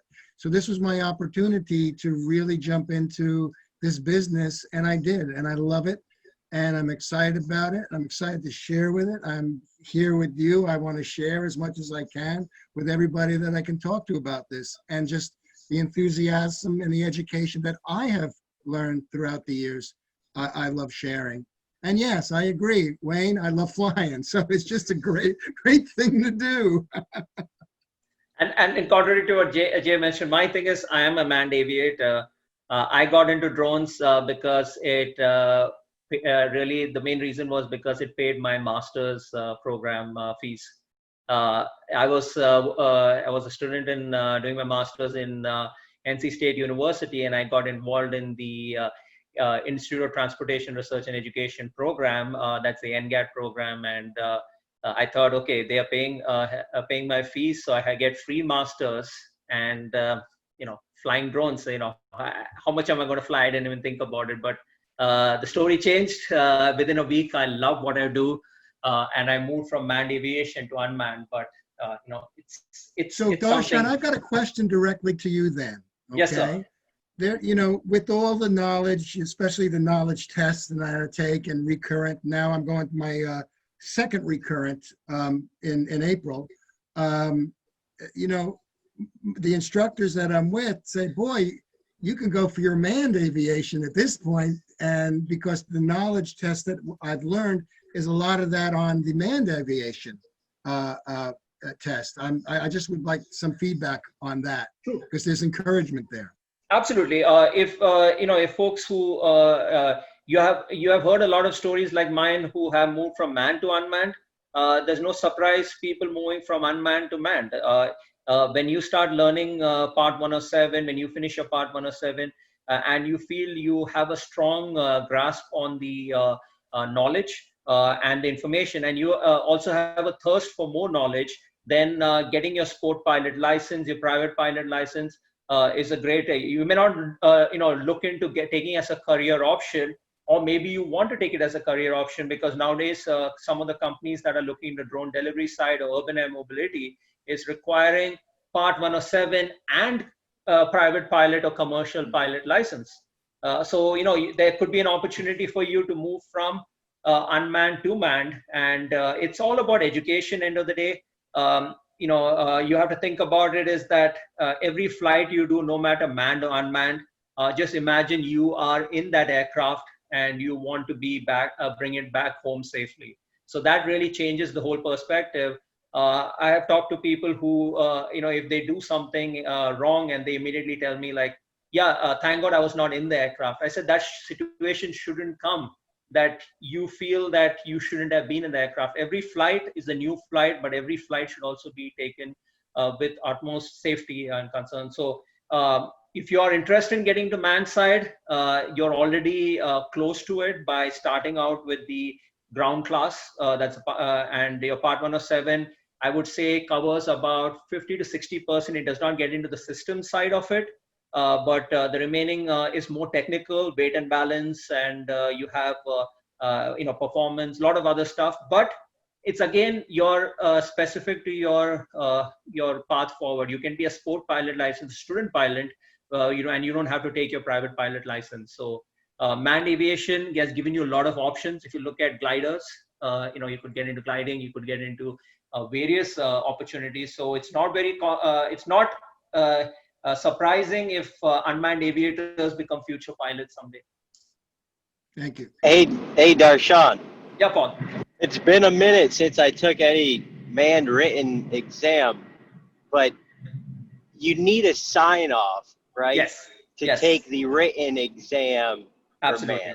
And the requirement is a ground class is one requirement, but you have to take a sign off from your instructor, because most of the flight schools do have that written testing center within the school, or they tell you to go somewhere.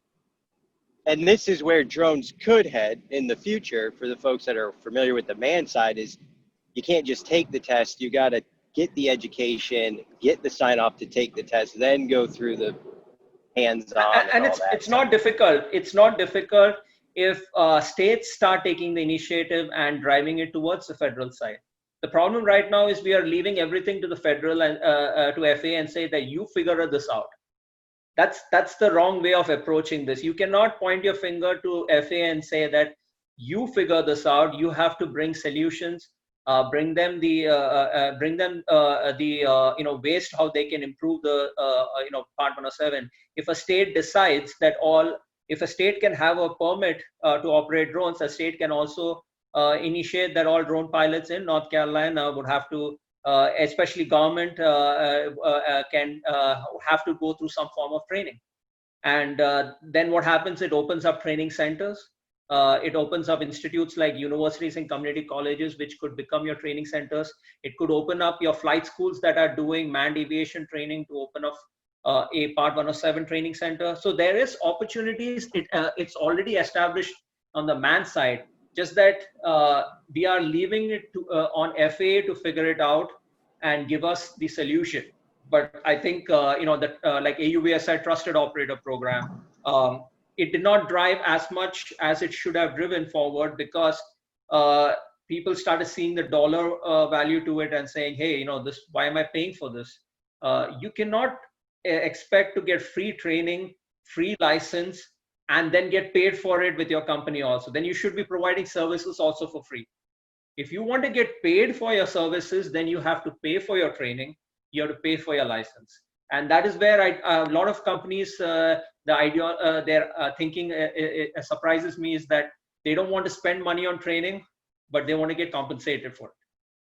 Now, if you're not investing, you're not going to get return. And if you do not invest, do not expect return in the future. And so that is where I think changes have to be made. I know that the UAST, that's the Unmanned Safety Team, is working towards it. The Unmanned Safety Team, for those who don't know, can search UAST online, and they'll see it's a group of FAA and industry working together to create safety standards.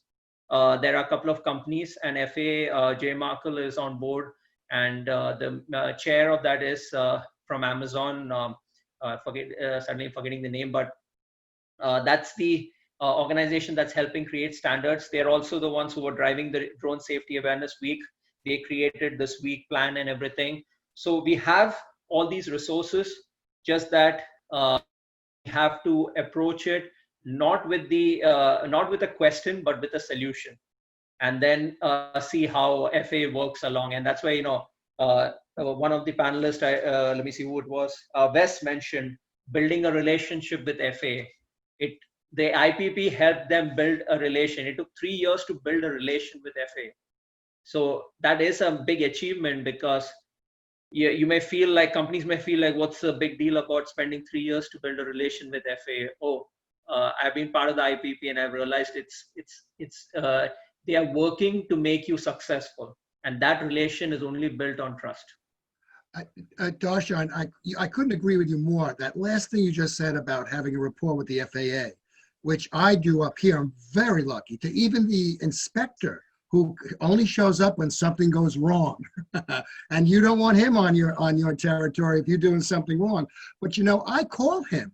If I got a question, I'll call him and I'll say, William, can I do this? I'm not sure. And the guy really knows. There's people, and they love when you call, because they enjoy they enjoy telling this to people who are interested and really want to do it right. They really become your friend, and it's amazing. An acquaintance, a friendly acquaintance, I should say. It's amazing how much trust you can build with people in the FAA, because they only want you to do it right. And so as we wrap up, I just want to say one thing which FAA mentioned in the last session was that FAA sees all of us as aviators. No matter you're a drone pilot or a manned aircraft pilot, we are all aviators. So it's our responsibility to act like aviators.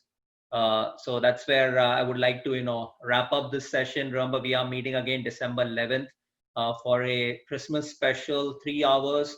I'm going to try and see if we have Santa Claus to bring some gifts. Also, this time, and that our Santa Claus will be Parrot, Sensefly, and Pixpody. So let's hope we can bring some free gifts on, and some discounted things, and just enjoy and have a. I think that's pretty much it. Anyone has any questions or anything that they want to add before we end the session? I just sent you an email about something that happened a few weeks ago. So yes, I didn't want to discuss it here. Just check your email, that's all. Sure, sir. All right, thank you. All right, everyone. Have a good, did we get a new message? Happy Thanksgiving to everyone. Yes, happy Thanksgiving. Hug your loved ones and enjoy this month. The year is already coming to end, and with the new year, we're going to see a COVID-free year, I hope. So let's all hope that, and take care. And Paul, congratulations for when is the due date? May 4th. Yeah, so May 4th, everyone. Paul is giving a party. There's a baby along the way. Yes, little healthy baby boy. Congratulations. Take care, everyone. Thank you. Happy Thanksgiving. So you're gonna have to name the baby Luke or Leia. I gotta go with Luke. His two nephews are out. We'll go with Luke. Bye, everyone. Bye. Take care, everybody. Be well. Good seeing everyone. Take care.